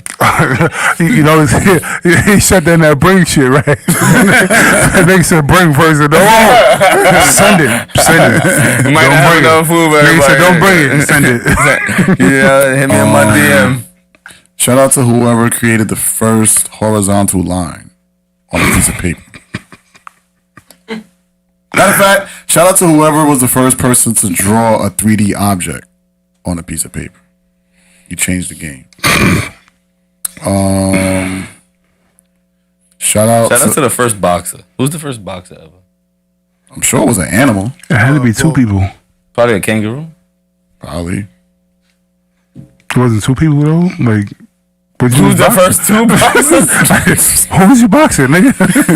Nigga said, I'm gonna fuck everybody up. Who was the first two boxers? Man, shout out to them. Shout out to the NBA for being back, even though it looked a little shaky for the first couple of days, but whatever. Okay. My best didn't go through. Shout out to whoever discovered thinking. Why you gotta be like this, show? You don't think that's important? Like, so what do you think is the most important invention of all time? Invention? I don't know, nigga. Like, I'm just asking. What do you think? The wheel. Okay. The wheel was actually a really good one. That was at the top of it. What y'all think? Because it never evolved. It's been the same. I got my thought. What's the shit you said? The machine that make niggas gay? What? What'd you say earlier? You gonna say it at the end of the podcast? There's a machine that made niggas gay? In the 90s, the fucking U.S. developed the machine. They had the patents and everything that worked to fucking send radio waves to someone and turn someone. Oh, nah. Nigga said, it made for zap. It was a pat to zap. Nigga said, your shit goes zesty. Yo, and you gotta think, your brain is literally all controlled by electrical waves. So they have the right waves to. Did they use a wand? Damn, that's fucked up. Like, did they use a wand? Why would you say that shit? Did they use a wand? Now I gotta think about this shit. Oh, okay. I think it was like a directed like energy. That's crazy. I'm a conspiracy theorist, and nigga KD keep fucking my whole. And they got that shit in the water now too, like atrazine and shit, right? That's the black dude, the black guy from. They got atrazine in the water that said that makes you gay. That's the one that turned the frogs again. All right, guys. We love you guys out there. We'll see y'all next Thursday. We got another guest. We on Thursday. And anything else you gotta say? Cause they about to go down another rabbit hole, but shit. Yeah. Play something before we get out of here. No. Trying to think of another shout out. Shout out to whoever created the shoelace. Dead ass. That's my answer to the question was language. What greatest invention? What? You fucking playing Jeopardy. Yeah. First of all, you know one question. Yeah, Yeah, that's where the conversation started from. And then y'all started talking about gay people and magic wands and all this. Nah, you said I didn't magic say wands. none of that shit. I asked. I ain't saying that. I asked. Clarification. Language?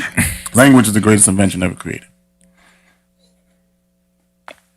Okay. I when you said invention, I thought something pause physical. Okay. Can you just agree so we get the fuck out of here? No. Thank you. Fuck you, nigga. Like, I mean, somebody. Play the music. Let's get out of here. You gotta stop disrespecting your uncle. This is the problem. Yeah, not my uncle, nigga. Every fucking week, you keep disrespecting your uncle. And we on camera and like. You know what? You know the last that the shit that we got. Even say nothing. You and it was like, started. listen. If I ever like felt an Eminem bar. You know when he wants to kill his family member, that's how I feel right now. No, he wants to kill Kim. You Kim, nigga. Kim another shout out. Another shout out. It has nothing to do with uncle. Another shout out. I want to give a shout out to Gemini Jinx, who's about to drop a project, Seven Gems. So go pre-order that. It's currently number 16, I think, on iTunes or whatever, wherever you go to purchase music. So go get that that pre-order, download and purchase Rave Talk by Rick Rude. Sir. Rick might be dropping something new too because he said he got thousands of songs and he's ready to drop another one. So, shout out to Kim for not shutting the fuck up. Shut up, Kim. Fuck out of here. Nah, that was whack. Boo. I hate Kim. Boo I that just shit. wanna bye. He's what? This nigga's dumb. Like, don't listen to him. He's upset at Theo. That's all. Raheem is dead. Somebody shot him. I hate these. It be like that? Cause nobody hates you more than family. You already know. Just acknowledge family, nigga.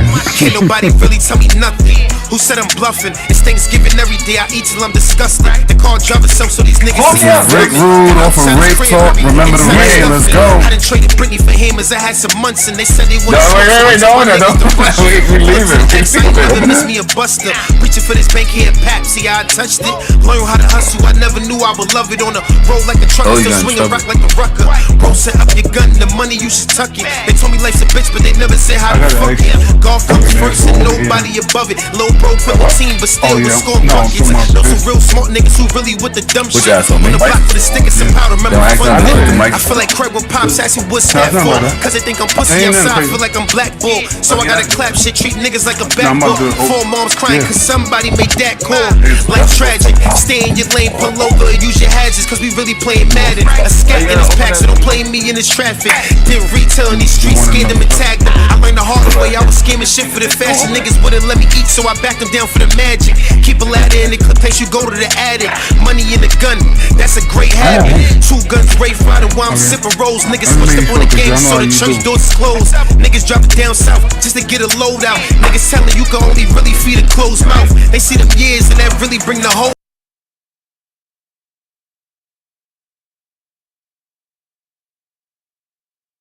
Pole out, put my all in the bitch. That 100 with you, I need 100 on my neck. You trying to keep low on him like a Corvette. I was trying to chase a check, but you trying to play disrespect. It's rude. 40. Yo, big bro, thank you, man. Thank you for having me. No problem. Yo, we love y'all. We see y'all next week.